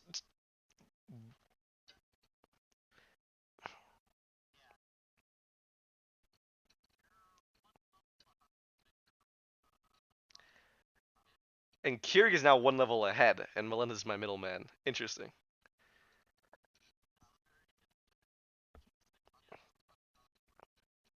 Why? What? Oh, what the fuck? Don't give me $1,000. No. What the fuck? Get out of here. You know what? You know what? What am I saying? You know what am I saying? Yeah, $1,000 you level up. Oh Jesus Christ. I have my morals, but those only go so far. When you reach a certain point, it's like, yeah, I'm kind of stupid if I don't take that deal. Who wouldn't? You know what? Exactly. It's all your fault, not mine.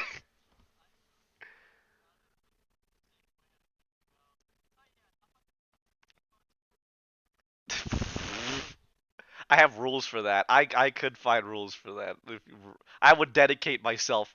It it'd be a fucking it'd be a yeah it'd be it.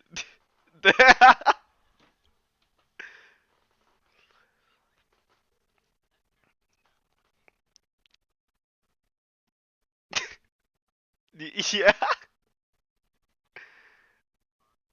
Nice, nice. I say he can also just not show up. I mean, what can I do then? Yeah, yeah. Oh, alright, bye.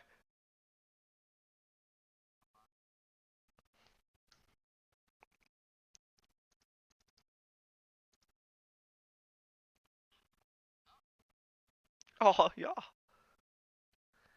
Alright, give Milan a second. He's dying because of packet loss. You think he heard that?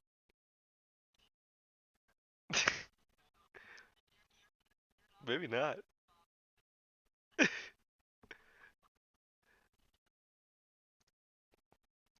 that Sarenrae?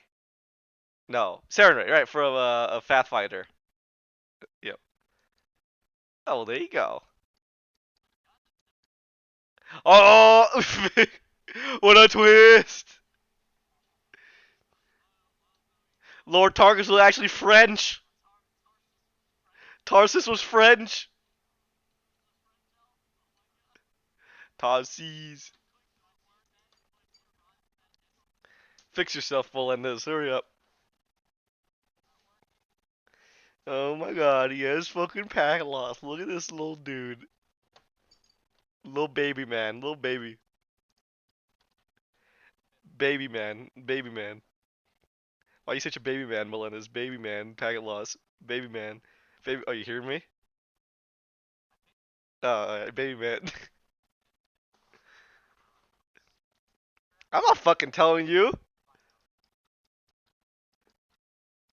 That's a decision you made. Or I guess I should say, you neutrally didn't disagree with. You know, what the fuck, whatever the fuck that means.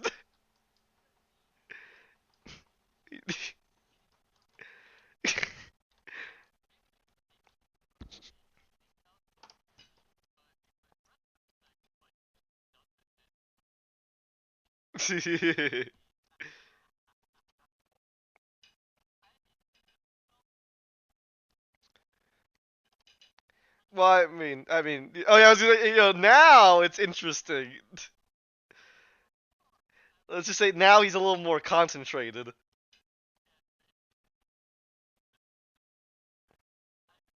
Good, good.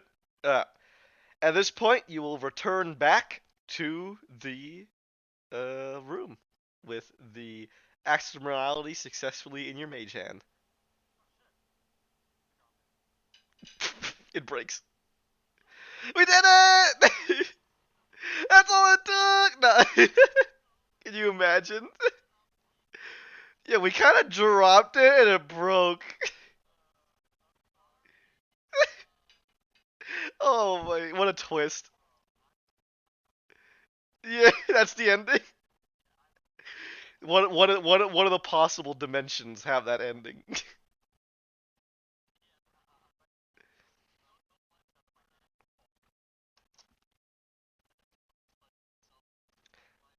That's like always happening. It's just different versions of that happening. Exactly. Yes. Yeah. I should have one in my place in Cab, bro. In my Pokemon setting. All right, we settled. We settled. We all Gucci. All right. How many gods is that down now? Blackwell. How many more you got?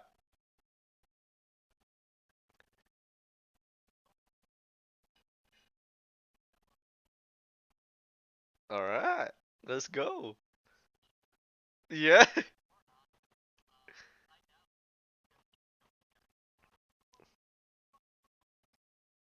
Oh fuck! What?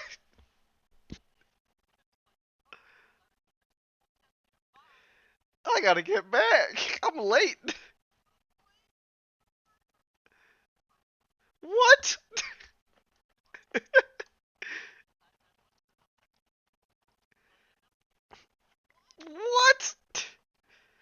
say Welga's probably not all for all these different decisions happening. Welga's very nice. Very, very nice. Probably the nicest you can find. Depends on which one you talk to. Remember, it's two of them. Yeah, that's gonna be a problem. Alright, anyway, don't worry, we'll deal with it when we come to it.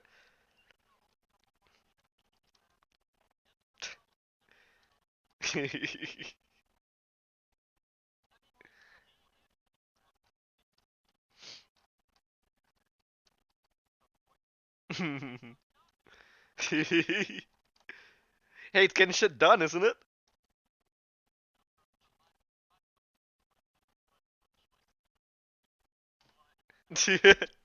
That's a cop out. You always, you always have to have a choice. Just give up all your levels, become a commoner.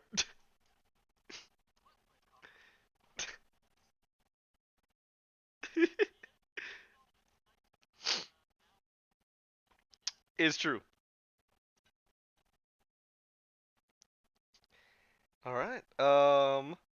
You return outside, and you find Alguzad in like kind of like a deep trance with his eyes closed. Cadrigan is almost like just continuing to sit on the steps, staring at these two bright orbs that he's been given. Yeah, back. Yep, everybody. Yep.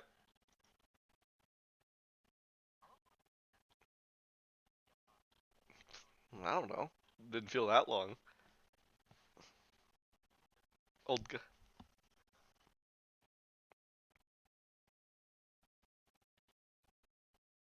Amogus.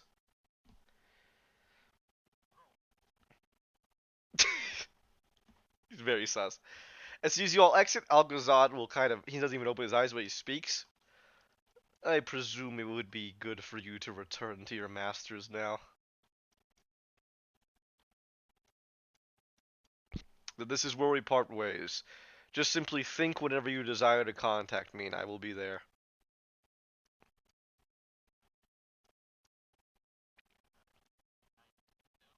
Farewell. What do you take me for, a paladin?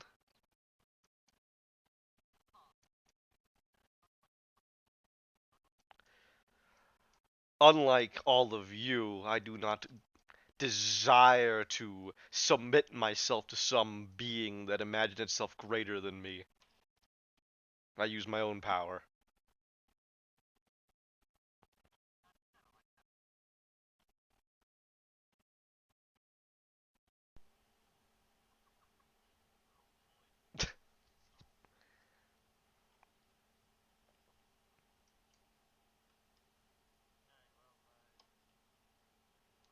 Alright.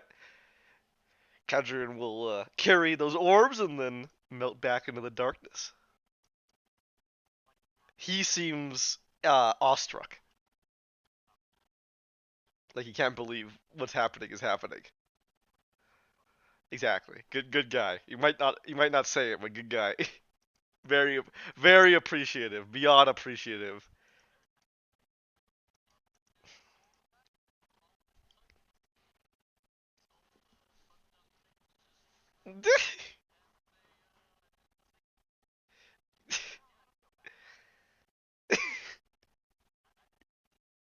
Yeah. Pussy.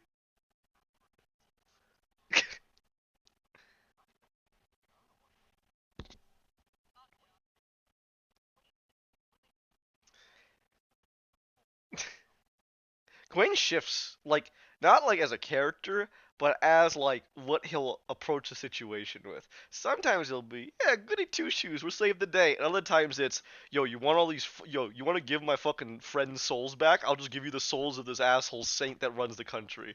Yeah, I don't care. Yeah, take them. Take the church. Yeah,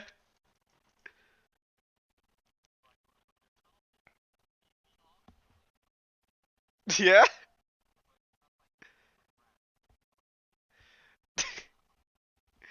All right, where would you guys like to go now? What would you like to do? Yeah, presumably.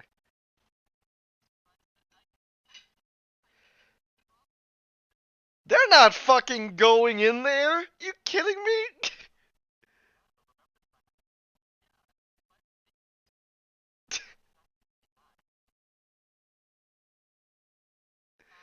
It's infamous how fucked up not Cadrigan, not Connie.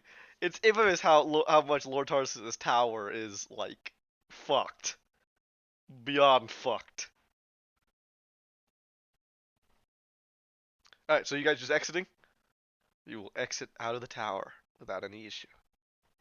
And standing outside is a battlefield. Seems that the battle has kind of reached its end.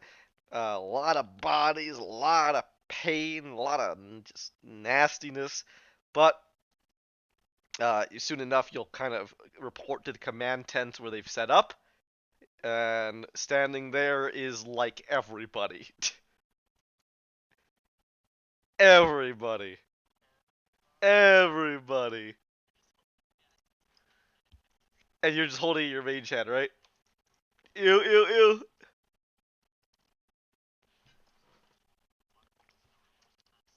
Yeah, pretty much. Exactly.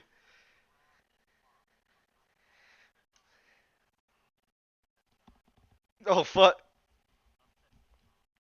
Alright, so most importantly, you see both Colonel Kazaron, representatives from the Creed, the Chekist officers and the Commissars, as well as the Archer General Vasilovich, all there.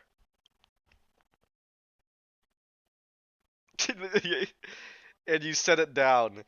And as you set it down, there is a look of we did it. We did it between them. They look satisfied. Oh yeah, don't say that. You can think it. Don't say it. At this point, yeah. At this point, Colonel Kazaron will look to each of you and nod. Well, well done. Was there any trouble or anything we should be notified of what took place within the tower?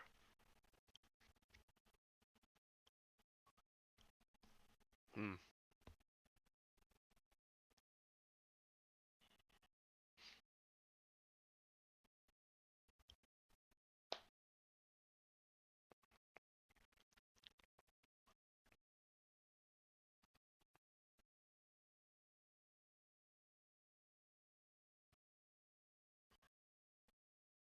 Interesting.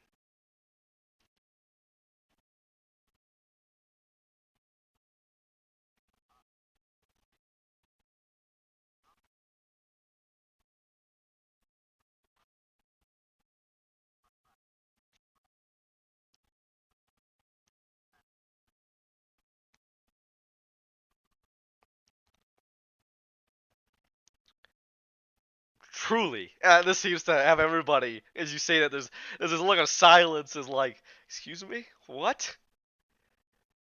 Truly, I was just about to report on the fact that we've been noticing an increased number of, let's just say, grievous injuries healing at rapid rates.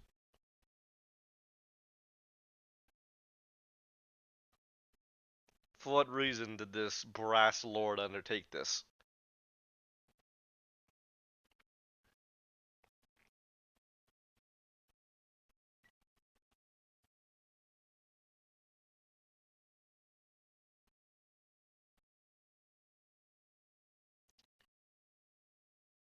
And at this point, a Chekist officer will glare at you, just some guy, and he'll speak up at this point. And this was given freely. You made no deal or contract.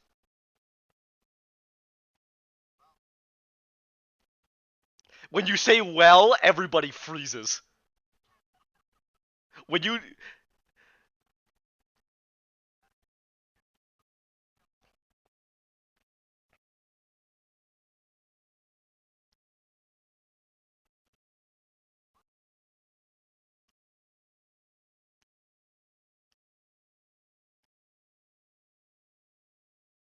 all right, roll me deception.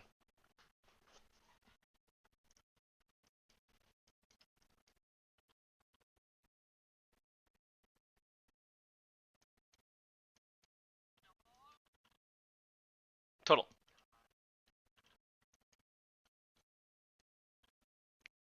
Is it above 20? Okay, very good. Yeah, it's 25. Fuck you. There is still a look of distrust, but they seem to believe the story. As far as you can tell.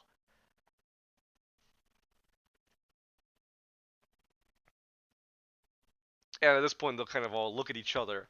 And Colonel Kazner will simply state in a very just monotone voice, "I can be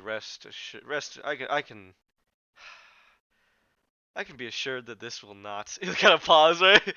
"I can be assured that this will not be spoken about to anybody. Yes." At this point, there's a slight bit of talking, and the checklist officers and commissars agree on the fact that all people who return from have a miraculous recovery need to be quarantined and examined for any contamination, and some may need to be dissected to ensure that there is no taint. At that point, the order is given, and they begin to round up those people, as many as they can.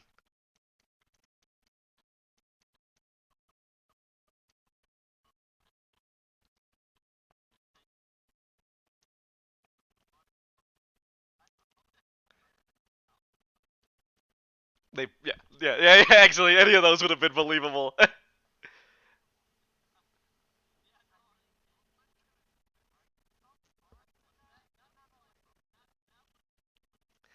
Some argue that I win all of them. That's the same. That's the same. That's the same thing. That's the same argument that was made when you gave all those souls to your friend Israfel. You know.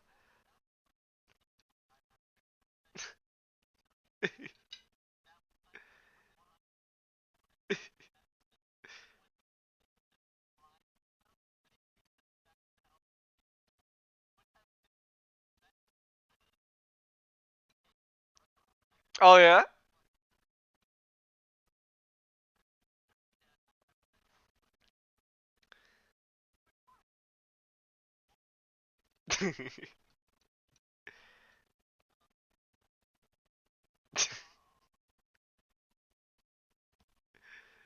Oh yeah. All right.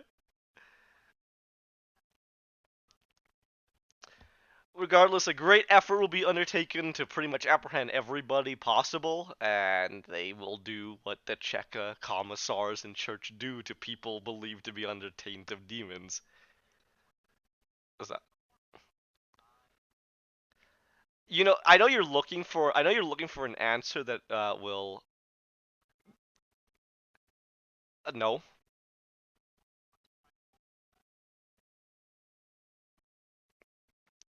Yes. But if you had told them that Ophelia brought them back, no.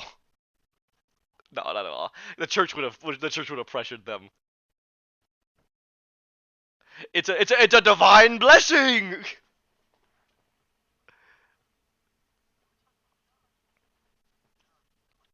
Anyway, yeah, I'm not gonna give you an answer on how many die because of this because I'm not gonna. You never know, and that's how it is. That's Krigalia, man. You're gonna ask me after the campaign? You're never gonna know the answer. You're never gonna know the answer.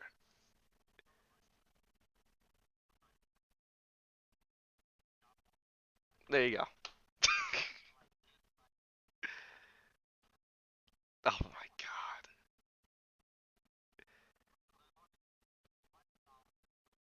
No. Let it stew, because that's what these decisions do. Especially since you didn't even fucking say anything.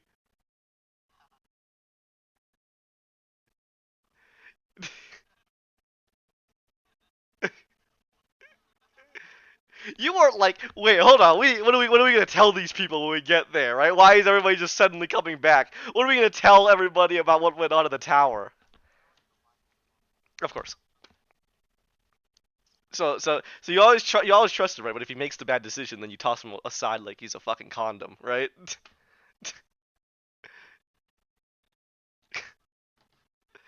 That's what it's like when you're the guy that always talks. Trust me, I know what that's like, and that's why I'm letting fucking Keurig do all the talking in this one because I deal with that bullshit. You want the right decision to be made? You fucking talk, not my problem. You've done great. You've done great. I have no complaints about you so far. So far. All right. I'm still gonna keep going. Uh, yeah. Yeah. He said I could. He said he could hear. He could still hear. I think. Is that what he said? Melendez. All right. Good. Jesus. What's the idea? Again, if you can think of something to stop them, they haven't actually done it yet. They just begun ordering it.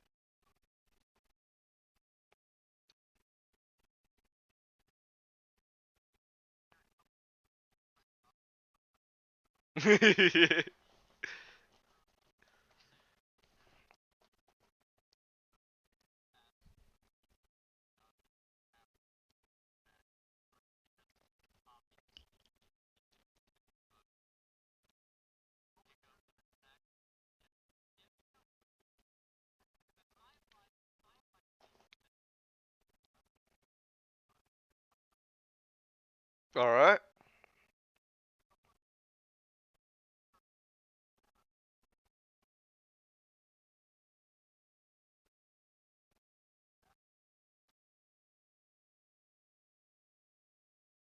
Roll me persuasion.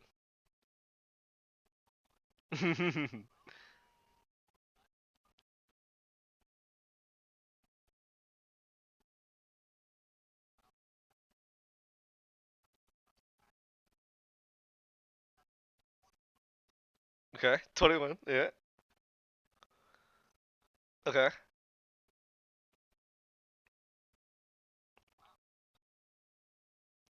31. Yeah, you good. You good. All right. At that point, they'll stop before they head out to do this. And at this point, the Creed officials will speak amongst each other, and the Arch-General Vasilovich seems to kind of take them to kind of think on it. After a moment, they kind of all look at each other, the military, the state police, and the general, and the Creed officials. There's a look of... the Arch-General eventually just says this. If it is decreed by Lady Ophelia herself, the goddess of these lands, who are we to intervene? At that, the decision is over. He's both religious leader and military leader, so it's done. I'm not telling you. You can think on it. No! Why would I? You want a guarantee? I'm not telling you. No, I can't tell you that. Except I'm not telling you. What is this? Why do you guys want to know behind the scenes? Get back! Get back! Don't look behind the curtain. Back! You're fine. Fine. Stop asking. All right? Jesus. Then maybe it wouldn't have been enough. Regardless, it succeeded.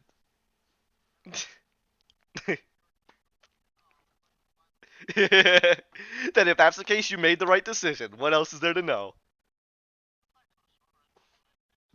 There you go, right away. Success. All right, and and with that,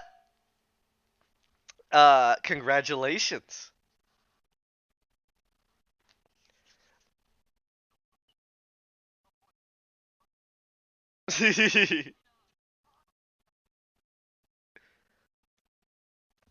At this point, as everybody kind of disperses, two things will happen. First off, Kazaron comes up to all of you, gives a final nod. I expect that this will be the last time we work with each other. I must say, I have experienced quite a lot during this campaign. Well done. What reward did we agree upon?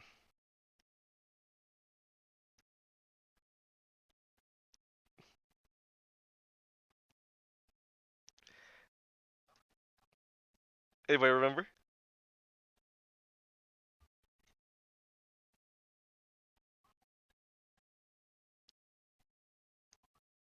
Work done.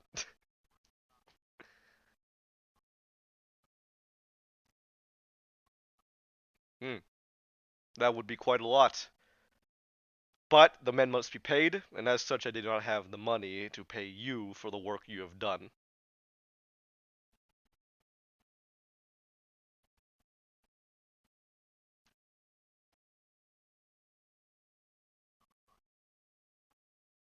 Please.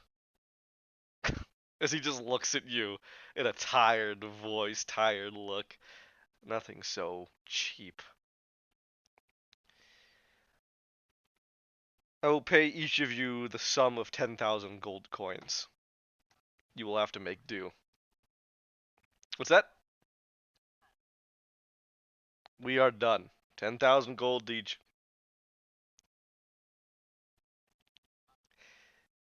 At this point, he looks at you. You said that out loud, right?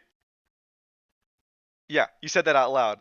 At this point, he looks at you, and you see behind him people who had heard that, and you see a commissar glare and begin reaching towards his pistol.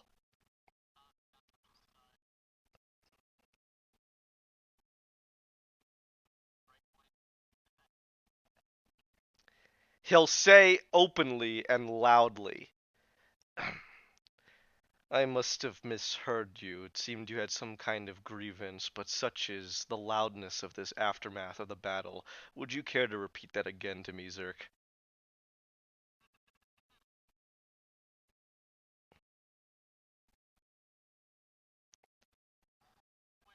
He sighs.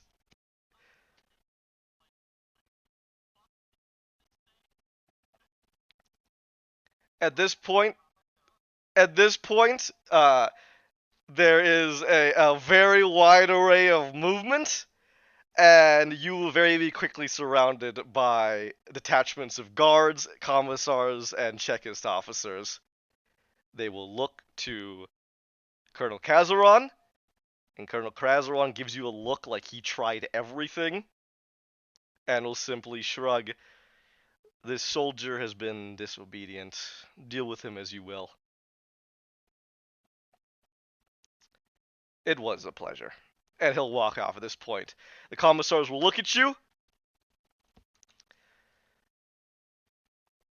You are guilty of the crimes of insulting a higher officer. How do you plead?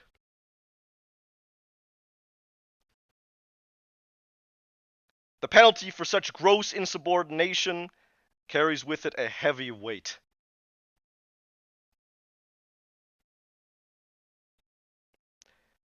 Execution by firing squad. Alternatively, because of your special position, a sizable monetary penalty can be given instead. Consider yourself lucky this is provided to you. Your choice.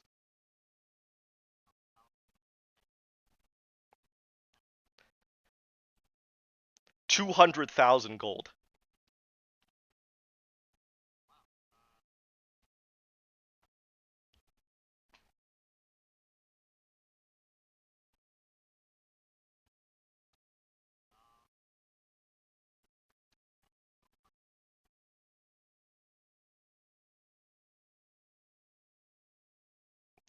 The officers will then look to the rest of you, kind of seeing if you're going to intervene at all or if this guy is even associated with you. All right.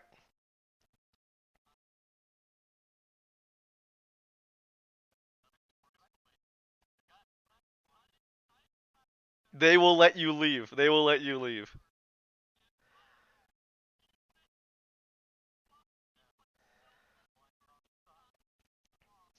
At this point, the commissar looks to you. Do you not have the required payment? He says in a flat voice. How much do you have? Your assets will be seized. Do you have any property?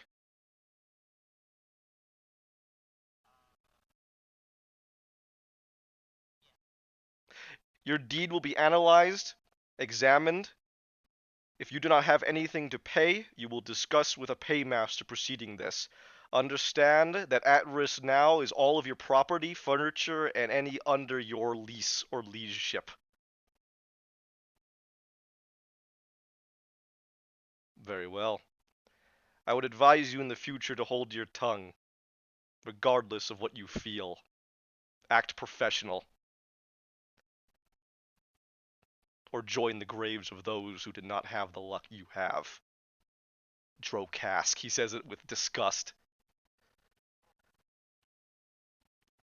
At this point, they will escort you to a paymaster. A bespectacled man will sit in front of you, kind of nerdy looking, and hold out a bunch of paper contracts. Greetings. What's the charge? Insubordination, insulting an officer. That's pretty grievous. Now that wouldn't. Now it depends, obviously, on the. He's like a lawyer, the way he talks to you. Now depending on the severity of it, we can work around it. Let's see what the commissars have offered you. And you insulted a colonel, Colonel Kazaron of the campaign, one of the highest men in charge placed here. In addition, it looks like he's going to be receiving quite a bit of accolades for his success in retrieving the Axis of Morality and destroying the demon incursion here, all thanks to his grand ability. This means that he'll be on the fast track for higher promotions and may even one day be a sizable contender for the position of Arch General, which means you have just insulted the worst possible man you could have. If I may ask, this is more out of my own curiosity, what pushed you to insult him in the middle of the aftermath of a battle while surrounded by the entire army and his command staff?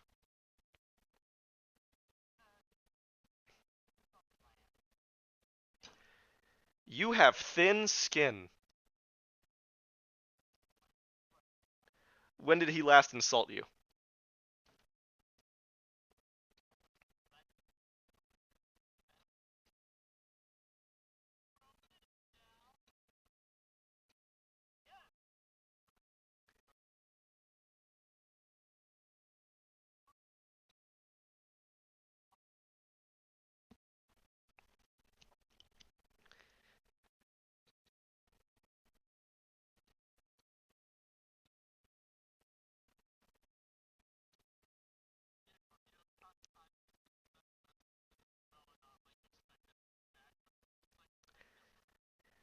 That was hilarious, is all Israfel would say. Both on how brazen he was and how idiotic the little man was. Let me explain. You got what that was, right? I can't stop laughing. Evidently, the colonel, right? The colonel, this peacock of sorts, broken down by the campaign, evidently has lost some of his own balls during the fighting. Uh, Granted Zerk the chance to repeat what he'd said as being misspoken to heal what had been done, and Zerk, in all of his smartness, simply repeated it again despite what the colonel offered him. Now that is a fucking idiot. But don't worry, he's gonna get paid. He's gonna be able to pay it off. Just, what will you lose? At this point, the man with the spectacles looks at you directly in the eyes. He insulted you 38 days ago, and he hasn't insulted you since. 38 days ago was the start of the campaign. There's no way to argue that. If he had insulted you, your honor, a day ago, or had repeatedly done it, this 38 days ago, he hadn't insulted you at any point after that. 38 days of no insults.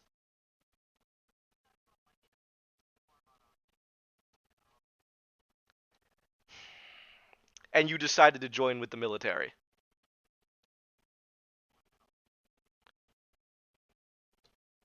There is a process, Zerk. Why did you think, what did you think was going to happen by doing this? You could have been shot. Most are shot. Or sent to a work camp. You have family, yes? Do you understand what they're going to do to your family? What they could have done? What they may do? If you show even an ounce of disloyalty, that carries on with your entire lineage. Your wife, imprisoned. your children, orphanage work camps that then get sent into the military program. It says here you own a noble deed. They take your land, they take your people. Your over-presiding lord, the one that granted you that deed, is now investigated for insurrectionist activity. His family's investigated. His people are looked at. The ramifications for what you did, this simple insult that you felt you absolutely needed to do. Do you see how that could dismantle everything you had done in your entire life? Do you want that?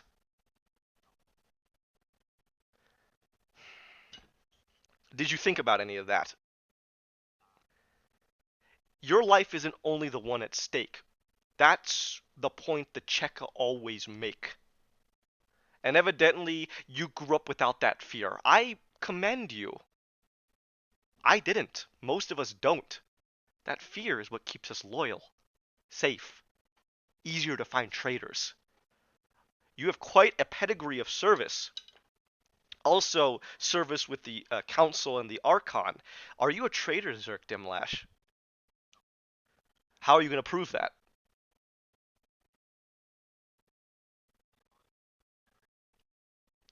Good.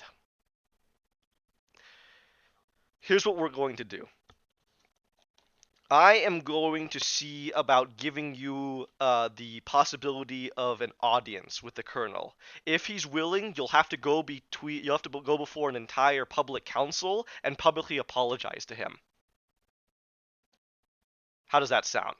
You do that, I can get this fee down to at least 100,000, if not 50.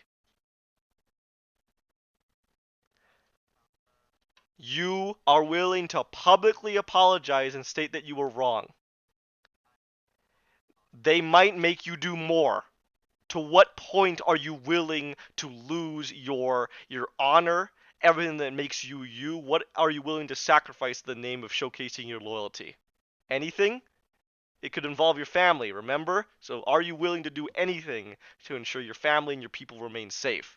This could include anything but not limited to public lashings, public disfigurement, more money. I don't know. They may even make you kiss his boots. I have no idea what the punishment they'll have in mind. It's going to be humiliating. That's the point. If you're not willing to do that, then you pay what you have here, and we will need to discuss about what's taken from your castle and how many of your levies and people under you are then taken away.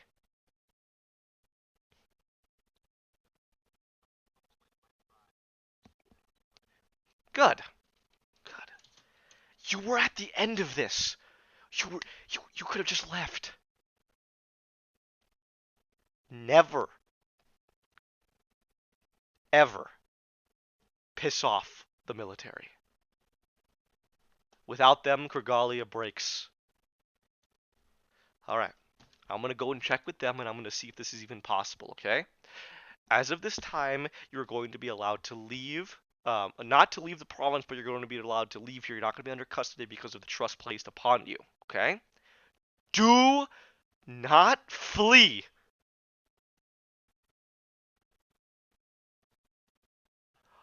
Or everyone hangs. Okay. You are free to go. I will contact you when I have something. This could take anywhere from a couple days to a week. Find some lodging.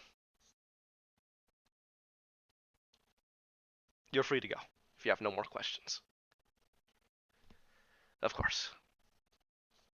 At this point, you will be free to leave. Where do you want to go? And what will the rest of you do? Okay.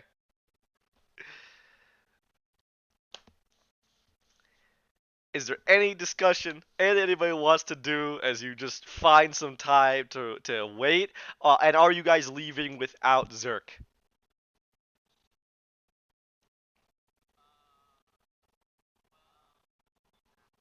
No.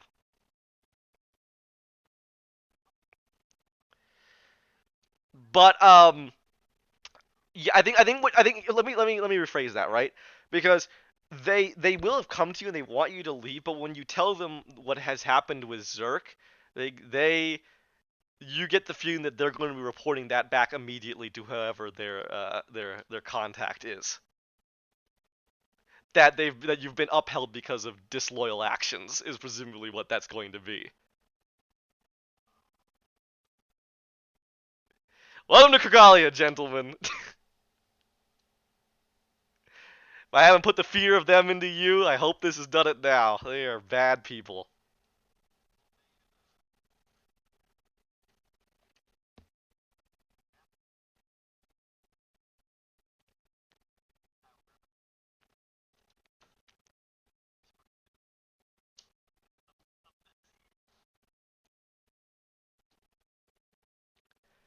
Will you inform them that you are willing to go if all right, they will come back to you, I'd say, in about a day, and here's what they will tell you.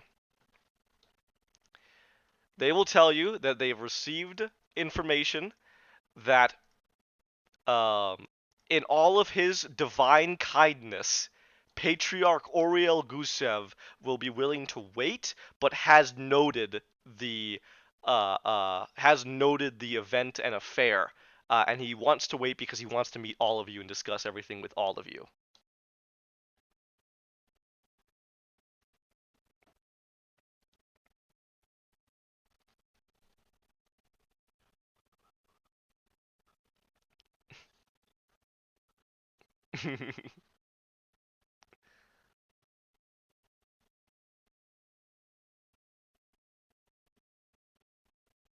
And wait for Melendez to get back as we discuss. We'll see what happens at his public.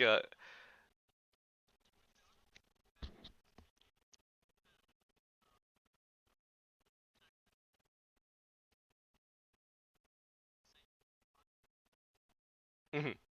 Yeah.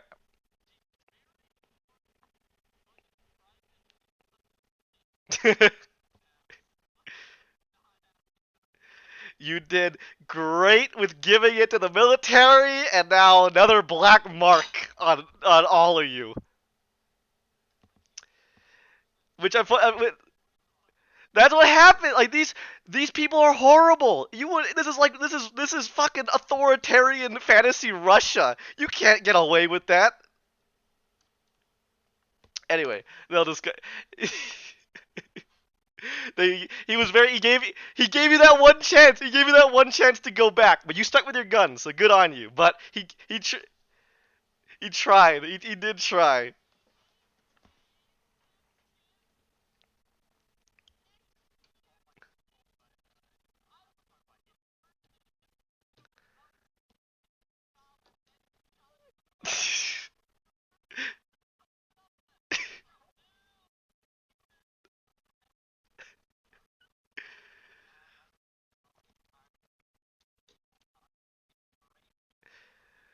Well, unfortunately, what happened there? The commissar insulted you for being Drokaskian.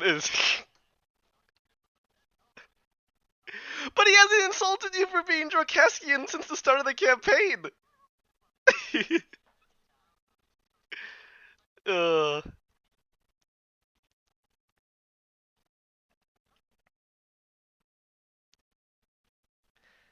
yeah, unfortunately, that's how they take it. That is how they take it. That is how they take it. Ugh. Doesn't fucking matter.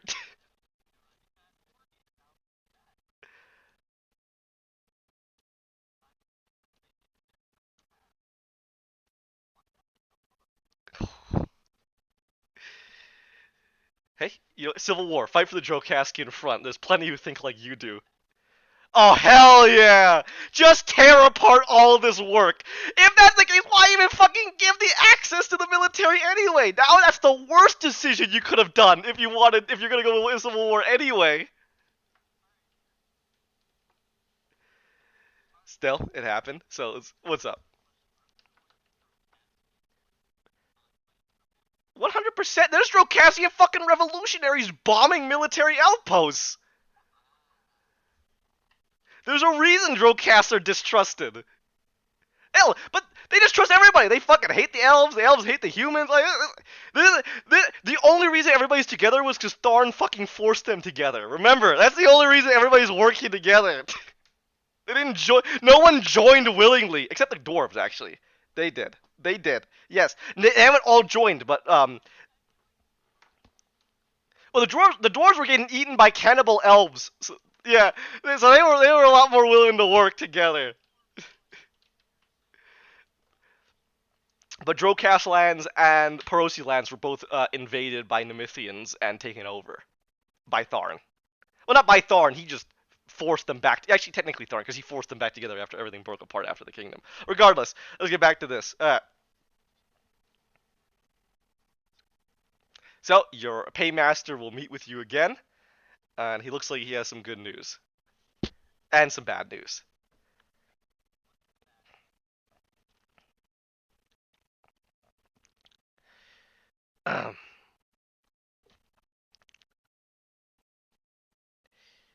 You remember how you got insulted, and that played to your honor, yes? Your people. Well, Colonel Kazaron is taking it the same way. He's forced to at this point to maintain his reputation. So, you are going to speak with him privately. And here's what I've been told. He is going to discuss the kind of punishment you would have desired on a person that had done the same to you. If he does not find the answer satisfactory,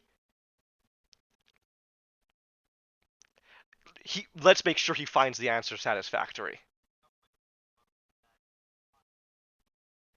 He's going to ask you the way you would have dealt with somebody that did what you did. If you don't answer satisfactory, as in you try to lessen the impact, you lie, you do anything like that, you don't answer 100% truthfully, things will be very bad. Do not do that. The possibilities that have been listed by the commissars is they cut the tongues off of one of your children. They forcefully seize your family and your wealth. Do I need to go on? The punishment will be less upon you and more upon the ones that you affected because of the fact that they know that that's how it is. That's how it is. Now, there is another possibility. I highly recommend you think about this carefully, okay? Are you ready? You can ask for the pardon of the Archon. I want you to think very deeply about what that means if you go down that route. Okay? Do I need to make it clear about what that means because you might not understand it? Okay. Again, depending on the circumstance, it might be viable. But if you do that, it sets a precedent that the Archon cares more about you than his own soldiers. That's a very bad thing to have happen right now. Okay.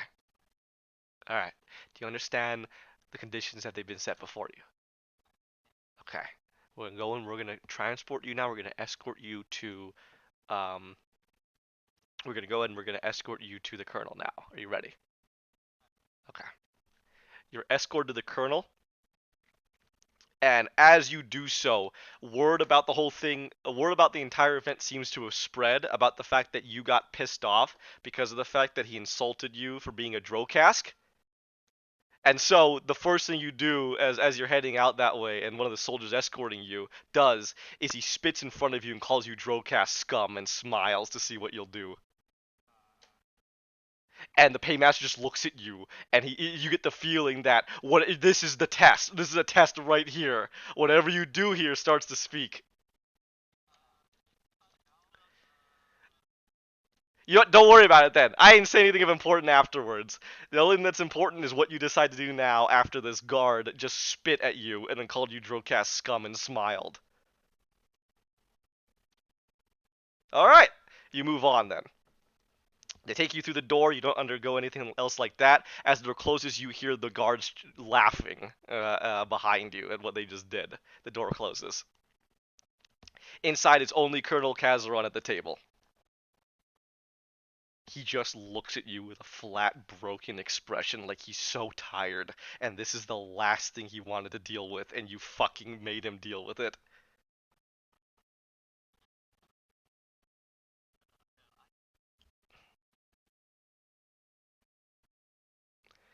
He puts out 2 glasses, and he pours you a bottle of wine.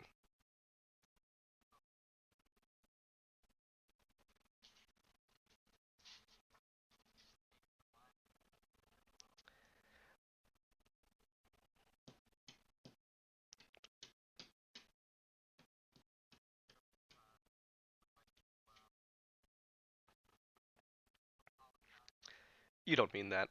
Is all he says as he looks at you. There's no one else around, so speak truth with me. In fact, I would have preferred you insulted me in here rather than having us to deal with everybody else outside. If you continue to lie to me, though, I will truly grow angry and we are done. So none of that in here. We're going to decide what we do to fix both of our reputations outside. That is all this is for. Good? We understand that? Good. Alright. Did you have something you wanted to say?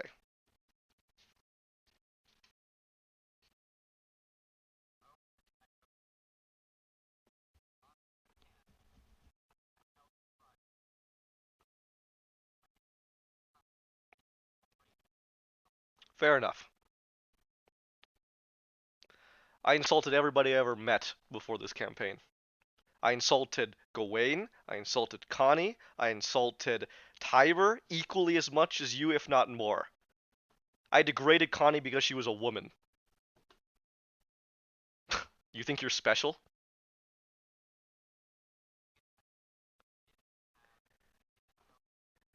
They got insulted just as much as you did, and look at them. They held it together for the mission. I figured you would have been the same.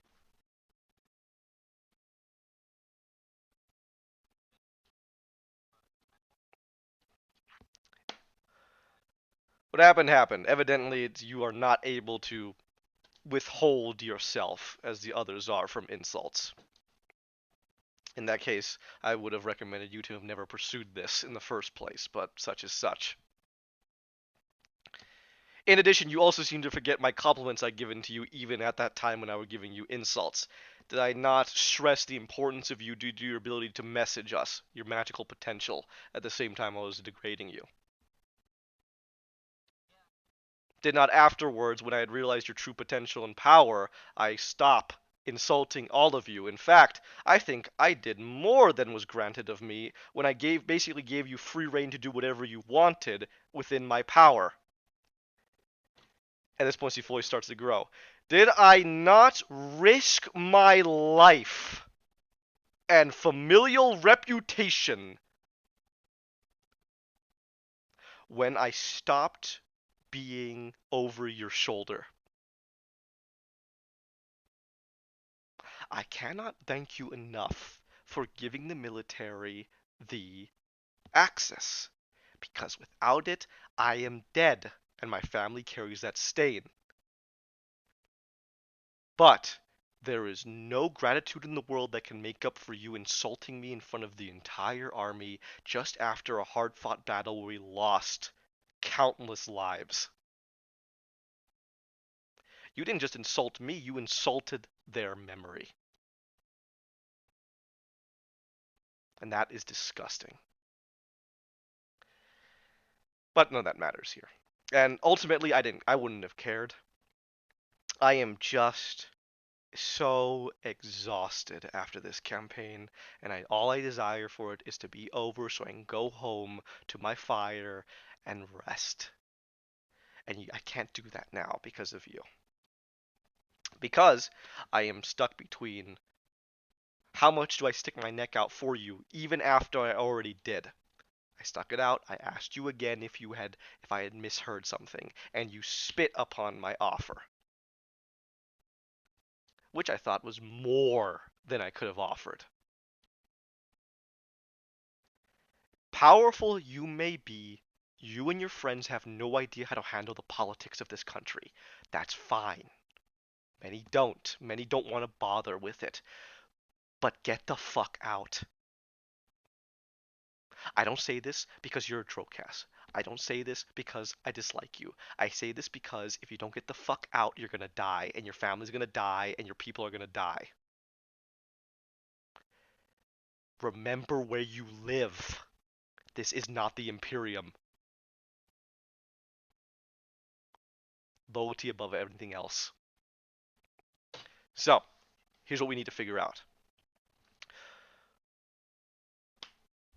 What is the worst punishment you would have inflicted upon a person who insulted you as you had to me?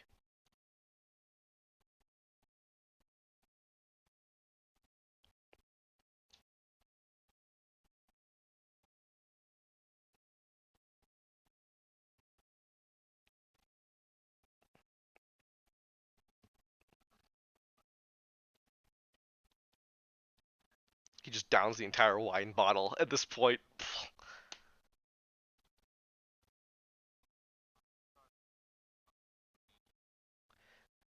Good idea. I will take the most rancid, most horrid members of my military, known for their hatred of the other, and you will walk in front of them and you will submit yourself to whatever they do. This can include them throwing fruit, insults, spitting, and whatever nastiness they want to implore upon you. In addition, by doing this, you most likely degrade the identity of any other Drogcast serving in my army. I expect this to be an increase in racial violence.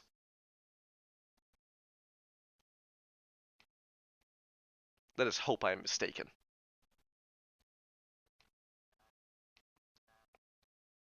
What else?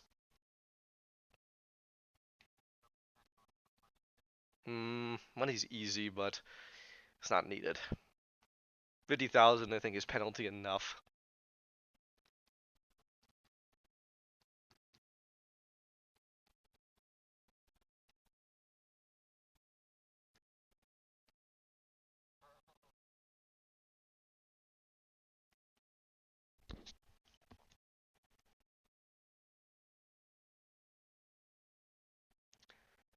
Hmm.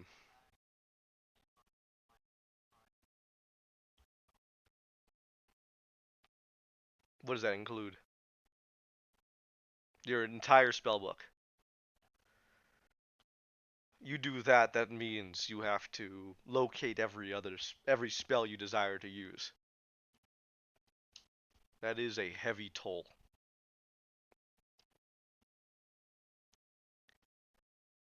Where are you going after this?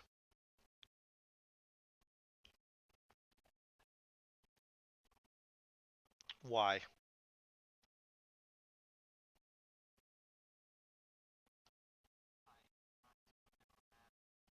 You have no idea why you're going to Kochova.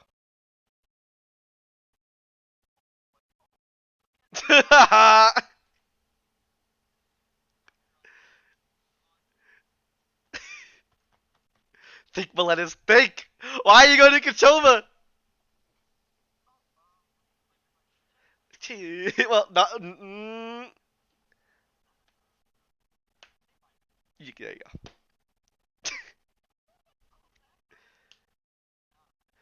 Is now really the time to be holding off?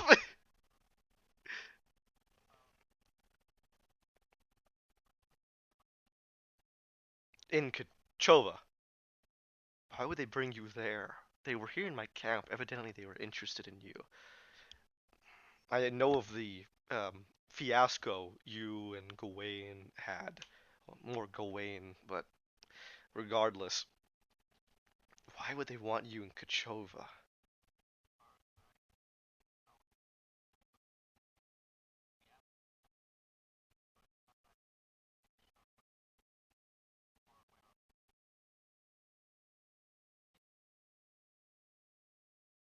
Tell me everything. Do you tell them like everything about that? Right. Yeah, no, you can just tell them. You just tell them. He thinks on that pretty deeply at that point.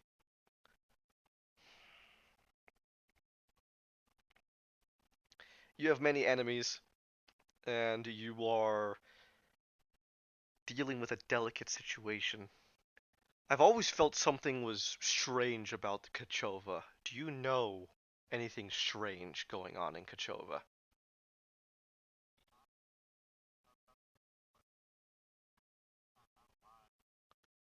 He'll look at you and his eyes stare. Tell me about the Saints.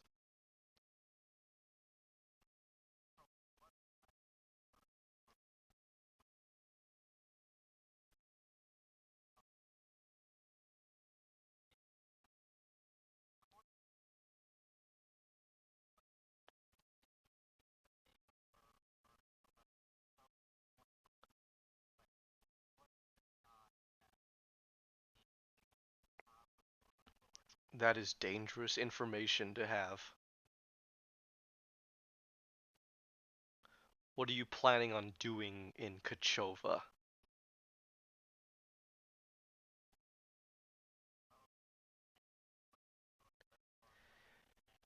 Here's here's what we're gonna do.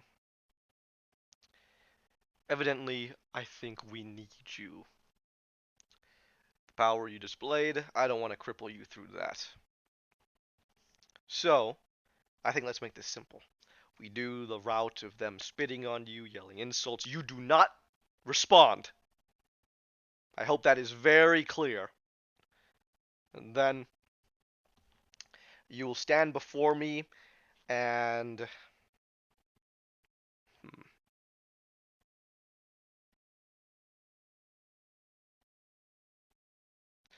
I will beat you with a cudgel until you go unconscious.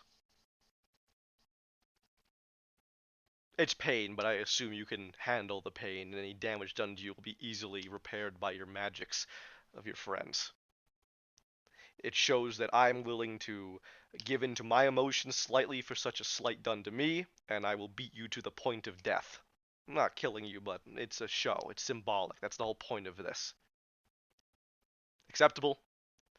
You may lose teeth, you may lose whatever. It doesn't matter. You will be healed. It's more about just sustaining it. One more thing. I want you to report back to me about everything you do. Message me. Contact through magical means. I expect a weekly report. Go back on this, and I will find a way to bring you back even after this. Understand? You now work for me permanently. Something that you didn't even want to do in the first place. But I need you. And as much as I trust Gawain, as much as I trust... That's not the right word. I don't know what to think of Connie. It doesn't matter. You will report to me. Speak nothing of this to Connie or anyone or Gawain, okay? This is between you and me, as I want to find out more about what's being hidden. And you and your friends seem to be at the forefront of every mystery in Krigalia. I'm not going to be kept out of the loop anymore.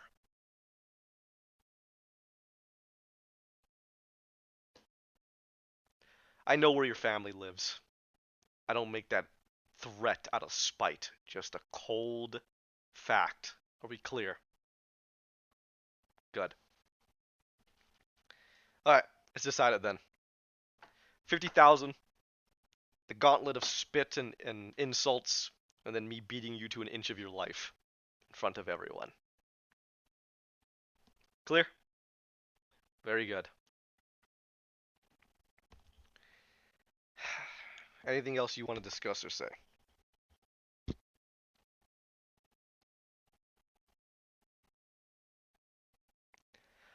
I'm not here to hurt your family. I want to make that clear too. It's simply a threat to make sure you understand the stakes again, since you weren't thinking of them when you insulted me originally.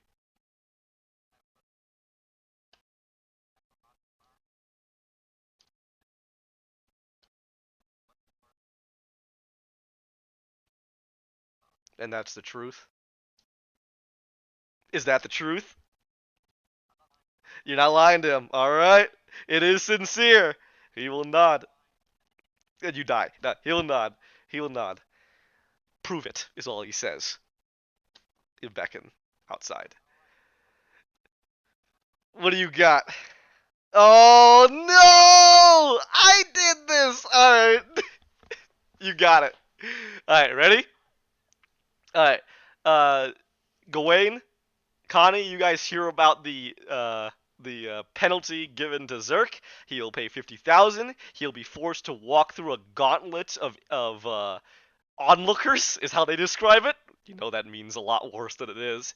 And he will then be placed upon a podium in front of everybody, where Colonel Kazaron, for the slights given to him, will take a metal cudgel and beat him to unconsciousness.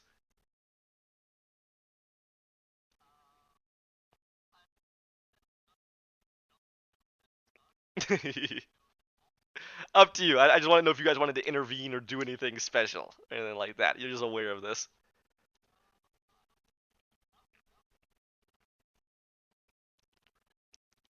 Again, if there was ever a point to say "fuck you, Krigalia," right? This is it.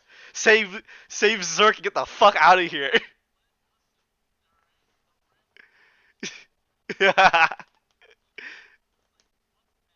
Alright.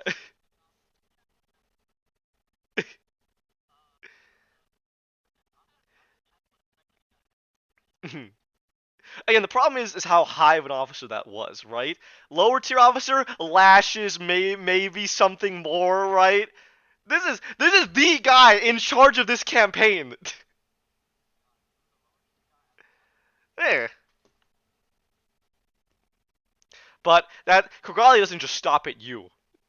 The Cheka should tell you about that. They fucking go. They rip you out root and stem. Blep, blep. Well, he was actually really nice. Alexander was very nice. No. Alright. But Alexander has definitely done that to people. Which is, he probably regrets that now that he's met you. Nice. Well, are you ready for your punishment? Oh, well, you're gonna get spit on. I hope you don't. Please don't say that. Oh, stop. Stop. Alright, you got. So, again, you're free to visit and watch or not, right? Alright. Takes place. Alright, here it goes. First off, fucking give me 50,000 of your money. Give it to me right now. 50,000 gold. Get that out of there. Alright, then. You walk through I'm gonna say you walk through like a snake's line, right? So you go up, then down, then up again, then down, and then you end up at the podium, alright? Okay. Oh, I'm gonna discuss to you what happens now. So first thing that happens is it starts out nice and easy, right? They're just glaring at you, a few insults thrown here and there, right? But nothing directly on you, okay? The second they fucking begin spitting on you and throwing shit at you. Do you just keep walking? 2 levels of exhaustion. You get fucking hit in every direction. It is horrible. On the third, they seem to have a little effigy of you, or at least something close to you, and they are currently they're holding it up on a stick and just kind of fucking twirling it in front of you and burning it, and he's like, here's Zerk, right? They're just fucking beating the shit out of it, right? And then you turn the last one, and this is some pretty horrible shit. You will see that they have a bunch of Drocasts lined up on this end, right? And the commissars look at you, they look at the Drocasts, and the commissars simply say this: prove your loyalty to our glorious Tharnic expanse by dealing insults to this traitor of your kind, the worst you can become. An example of why we allow you to remain. And he forces your people, who do so unquestioningly, to spit on you, insult you, and throw shit at you just like the rest of them did. When Colonel Kazaron said that he brought the worst of the worst, he absolutely did. This isn't nearly even like a majority of the regiments, right? This isn't even nearly a quarter, I would say, right? This is a concentrated amount of the worst possible people he could have brought together. And that's what he did. There'll be onlookers beyond, but they're not nearly as motivated into fucking destroying you as these guys are. So, anything that you do when your people are forced into into enduring the same pain you just did. All right? At that, you move on. You go up to the podium, and standing there is Colonel Kazaron. He's got a metal. He's got a cudgel with metal like nails in it, not outwardly, but they're like fucking riveted in there. Right? It's just it looks like a nasty tool, something used for torture than battle. Yeah, he looks at you. Ready? And in front of a cheering crowd. Oh, it is the worst beating you have taken in your life. Now, when you're fighting for your life, it's a different kind of thing, right? The attacks are quick. There's not really a lot of time for you to feel that pain, that lasting pain. It's usually, oh, I'm dying, oh, I'm out, right? This is torture. The first smack is horrible, but you don't have any lasting pain. The second smack knocks out 3 of your teeth. The fourth smack, you feel your orbital bone crack. Your left eye tilts dangerously, like it's out of place. The next crack knocks out more teeth. The fifth crack breaks your jaw. You're probably on the ground now. Gain 2 more levels of exhaustion.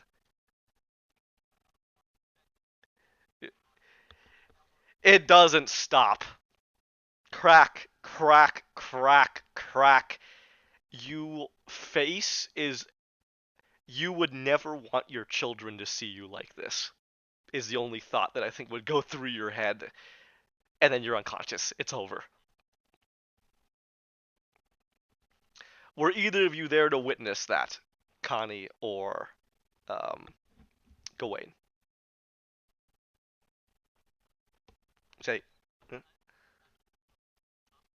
so you're there. Right. Yeah, exactly. You're making sure there's nothing they can get on you. You got it. And Gawain. Yep. And Gawain, you might be a little more familiar with this. Like, it's expected of the officer to dole out the punishment 100%.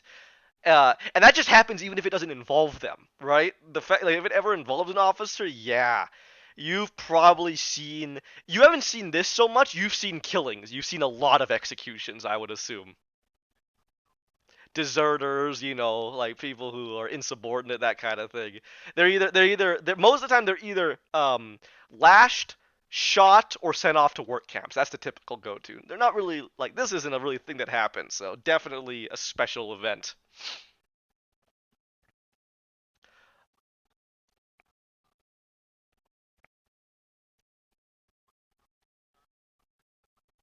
Hmm. Oh, interesting. That definitely reaffirms what they think. Humans good, dragon people bad. Alright, and then it's over. He's dragged off, and he is unceremoniously dropped in front of the 2 of you. And the commissar simply says, Colonel Kazaron sends his regards. Do with him what you will. Traitor. Is all it says to this unconscious body of Zerk. And you just hear all these different things from these horrible, horrible dregs of the regiment, right? These are the kinds of people that were taken from prisons, that like these guys are the worst of the military. No, they're out there. They don't like any of this, but they're not fucking say they're not speaking up, but they're definitely they don't. It's not like they're rooting this on. Hmm. Absolutely, and you know that they're probably, who knows, right? Maybe they're getting rewarded, right, for their loyalty. All kinds of shit might be happening here. Hmm. Yeah, exactly. But you just hear them talking about, I need to see that. You see that midget fuck in his face being, oh, what I wouldn't have given to knock out a few of his teeth. Hey, I hear he's married. Maybe we should visit his wife. And just all kinds of shit like that.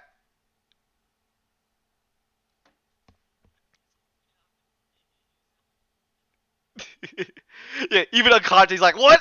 Fuck you. I'll say it again.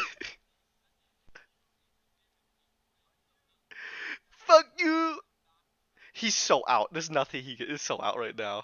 And I think he understands. I think at this point, Zerg understands the danger to his family, no matter what he feels, which sadly is the way Krigalia deals with people that disagree with them. At least specifically the military. That's the big thing, you know.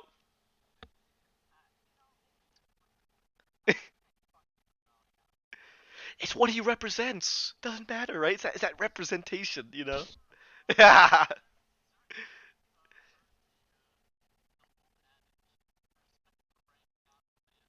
Oh, nasty. All right. So at this point, you guys are gonna drag him off. Where do you wanna? Where do you wanna? You wanna heal him? You wanna give him some love? Fucking fix that holy shit broken face of it. Oh, it's bad. It's really bad. All right. At that point, all of it fixes itself back together, and you come back. You come to.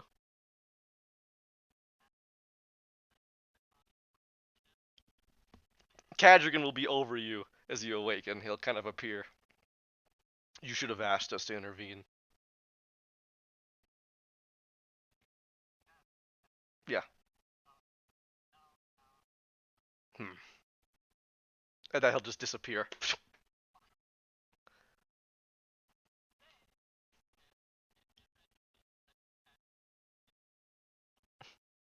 But Kadrigan is in the point where you guys just gave him back his fucking followers.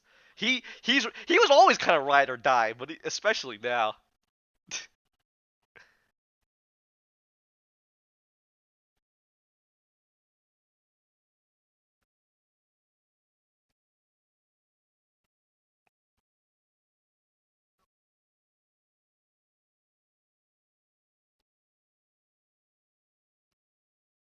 Oh my god.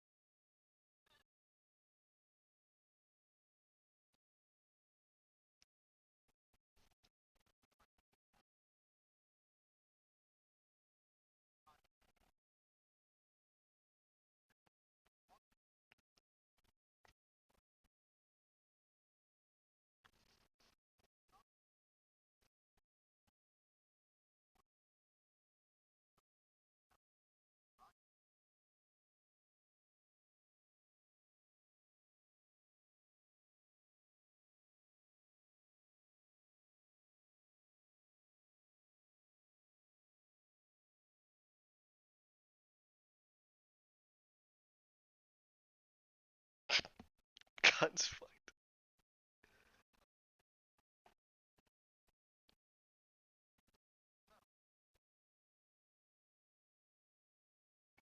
I mean, you did just fucking smite him, you know?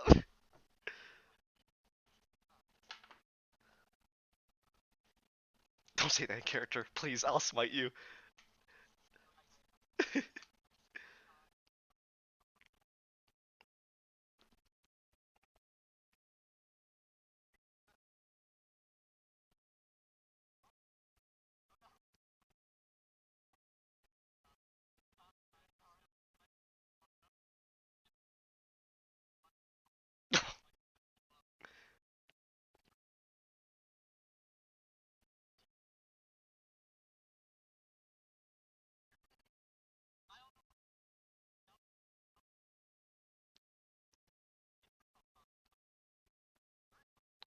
Please tell him that I think he's amazing. He's given me much entertainment.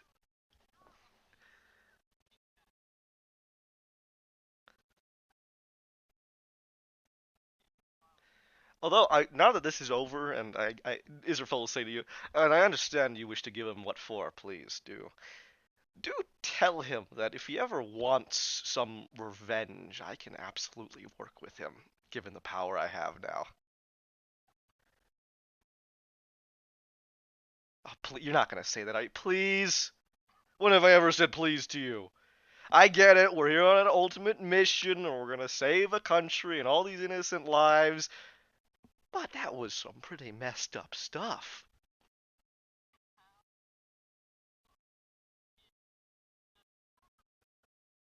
Oh, blah, blah, blah. You know what? I actually don't need you for this anymore now. A moment. And Zerk, you feel a presence in your head. Greetings. This is Israfel. I might have sounded different before. I've undergone quite a lot of change. Connie is going to have her say with you, but I just wanted to say, because she's being very unfair to me right now, if you ever want some revenge, just talk to me. We can make them all suffer. And he'll disappear. Alright, I'm done. I'm done.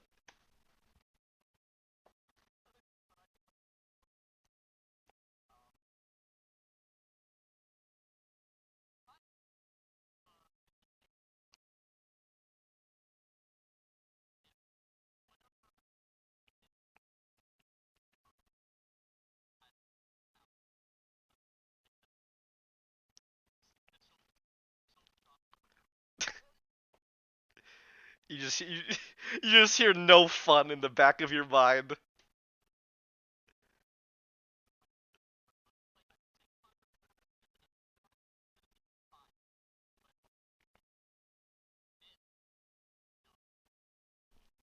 Who cares about dumb when we're the most powerful?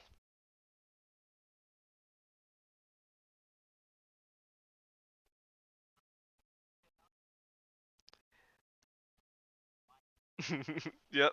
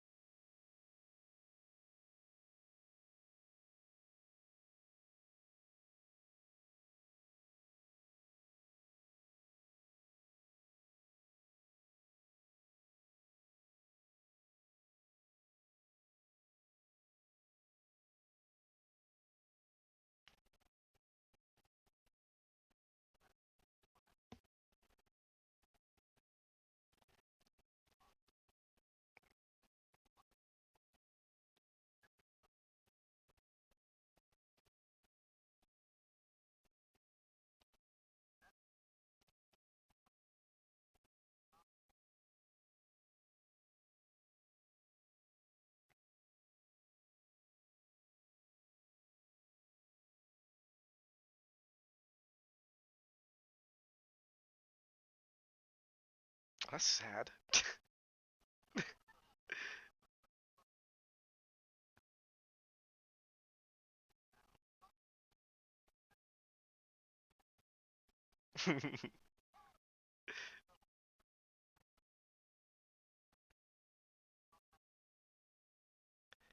His threats are always in whispers. I think that's the big thing. Davis is all like, I would fucking kill this guy, and then he's just like, okay, whatever, let's go.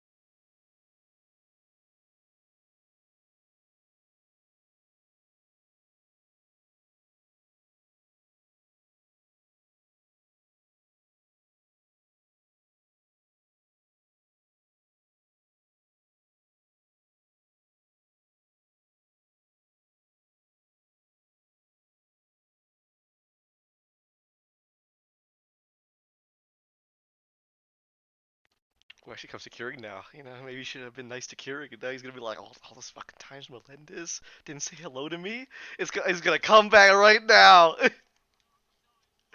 It's Keurig's time to shine.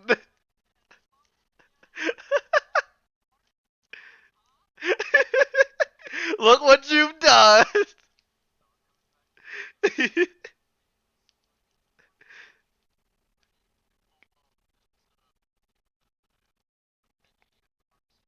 Nice. Kinda likes having you around. Oh no, that's an insult. Fuck you. Oh, here we go. I like the way you beg, boy.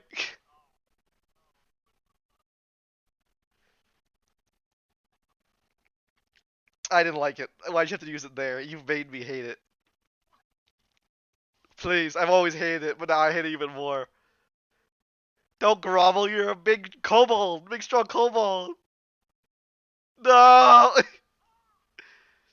Alright, what's the decision, Connie? Thumbs up or thumbs down?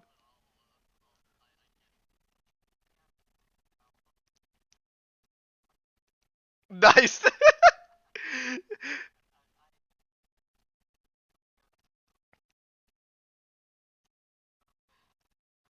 Yeah? Now you're giving you a reason not to do it.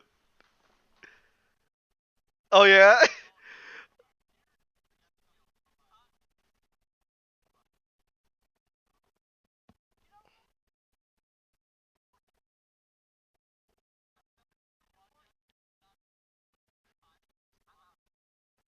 Oh Jesus Christ.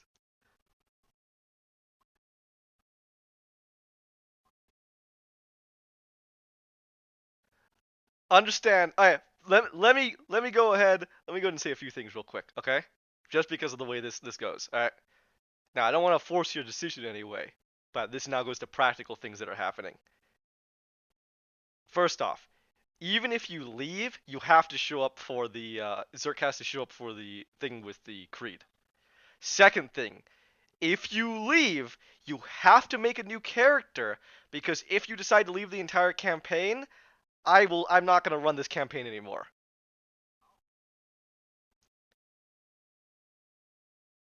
I figured as much. I that's not a thing at this point. I need 3 people.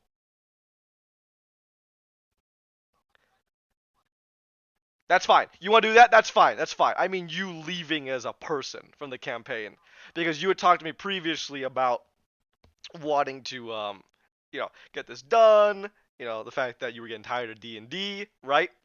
So, this is kind of the perfect point for that. I just wanted to say no, please don't. I understand, but I need 3 people. You can feel free to make a new character and everything. It's just I need a person.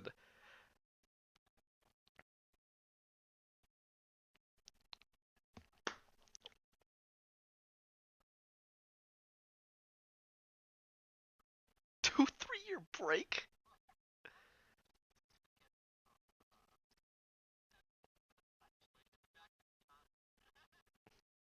That's fine.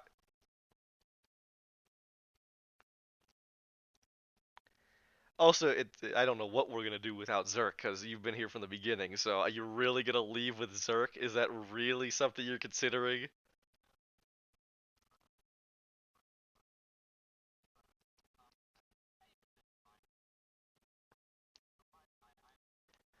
Might be or a yes. It's very important. Now we're moving away from icy, and I need a definite answer because this fucks up everything. We kind of need to figure out a whole bunch of shit.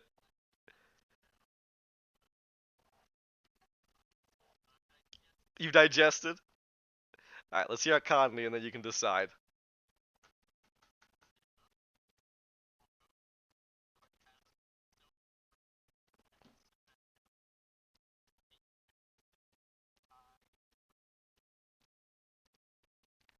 Cool.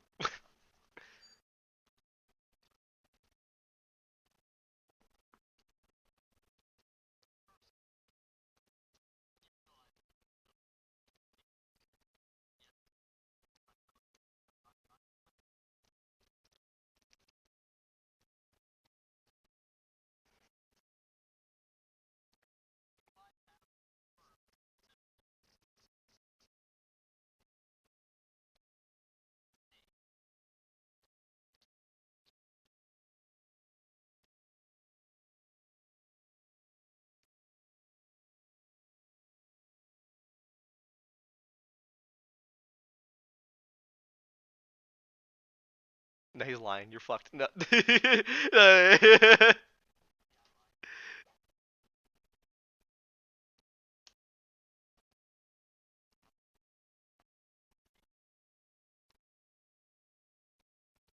Oh God, you're kind of right, aren't you? There's no Drocast we could show that.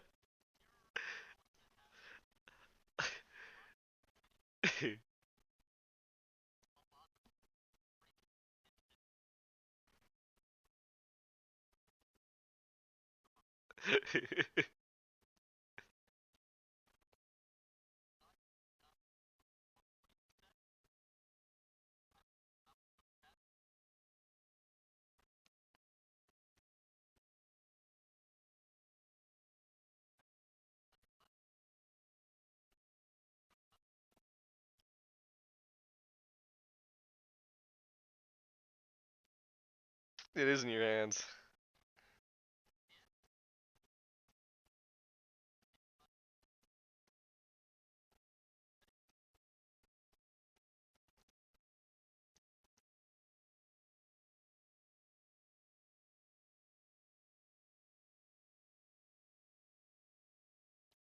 Oh,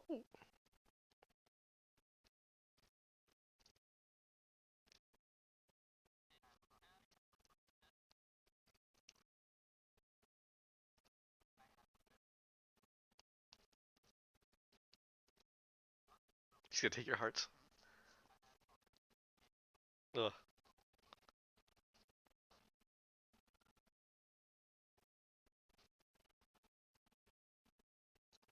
Alright, this has been enough of a Zerk beat up hour. Are we good? Go ahead and finish it off. Yeah, you got hit by everybody. Blayland, this is good enough. Good for you. This is kind of the perfect time. What do you got?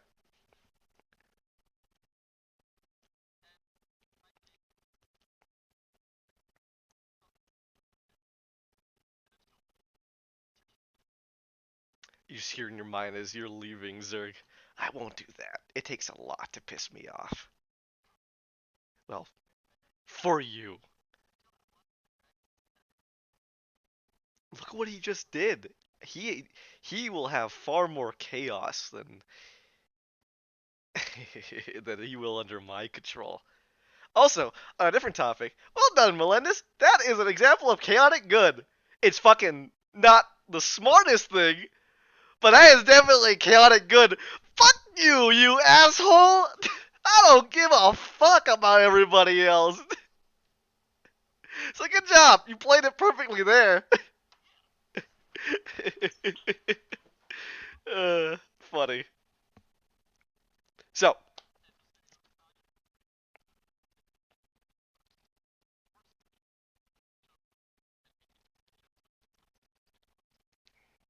there you go.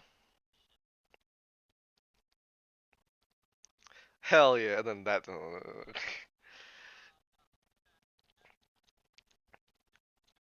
Fucking get rid of this little fucker. Alright, so you absolutely want to play Zerg. Again, I don't want to push you into anything. My thing that I was saying was only for you to stay around. Melendez to stay around because I need those three people to finish this off. Um, and you sure you want to do Zerg? You sure you don't want to do a new character? You sure that you feel like you don't really want to play Zerg anymore? Are you 100% certain that this is what you want to do? Because again, you're not gonna get a better point than this right now.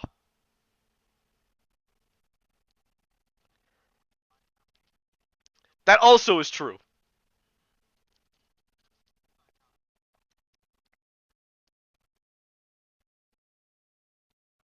100%. Again, something that could be happening as to why you're getting tired of D&D is not the fact that you're getting quote unquote tired of D&D, it's getting tired of playing the same character. That happens. It's very rarely people play the same character for what, years? I mean, this is the longest time you guys have played any character. So, yeah.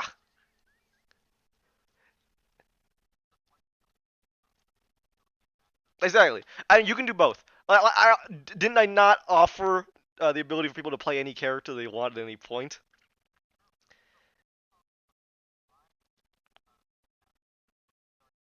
Yeah, you can just switch. You can switch them out at any time if you want. Yeah, pretty much. But I could care less about switching them out at will. You have your castle. Remember, I gave that same thing to Davis. Davis wanted to try like a whole bunch of new characters, right? Same thing. That applies to everybody. Cause yeah, you get tired of the fucking same character you've been playing for a year. It happens. But in that case, just talk to me about it so that I'm fucking prepared. I need to be prepped. Like that's fine. I don't care about anything else. What I care about is if you drop me like 5 seconds before the session. Hey, I'm playing this new character. Okay, I have to just figure out why the fuck he's in Kachova. Fucking yeah, new mech. Holy shit, that's a hell of a thing. That would work actually. But take uh, you woke. So take your time, think about it. But Zerk's gonna be sticking around, right? Is what it looks like. All right, cool. We'll see what happens with Kachova. That works. That works for me. All right. I think we're good there. Any last minute things you want to do? Otherwise, you're free to go. Good. All right. We're gonna go ahead and end the session there. And I'm gonna say that you spent the new year behind bars. How's that feel? Let me go ahead and get you. I was gonna get you the new year. Welcome. You guys could have been partnering, but sadly, Zerk would have been behind bars. Yeah. Hey, you got what you wanted, huh? Yeah, it happened. But you could have. The thing was, you could have done it, and there was an out. But you fucking committed. Oh man, that would have also actually been fine because you saw he was just so tired. He didn't want anything. He didn't want any more drama. He wanted to go home and warm himself by the fire. That was it. Exactly. Just because he's kind of interested in everything you guys are getting up to now. There's a wider world that he didn't realize was always there.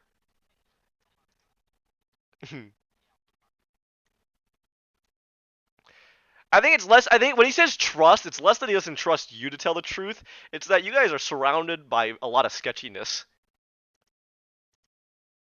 Better that he doesn't associate himself with that openly.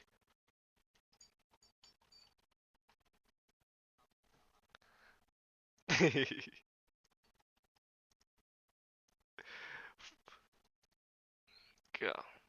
Okay. Welcome, me boys. It is the first.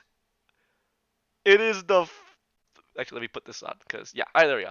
It is the first of Ivilguk in the year 133, the first of Frippa.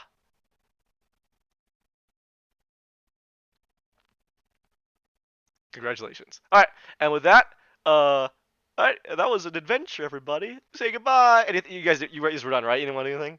We good? Gucci. Yeah, that's your last things to say. I regret nothing. If I do it, I'd do it again. Oh yeah, bye, Kelsey.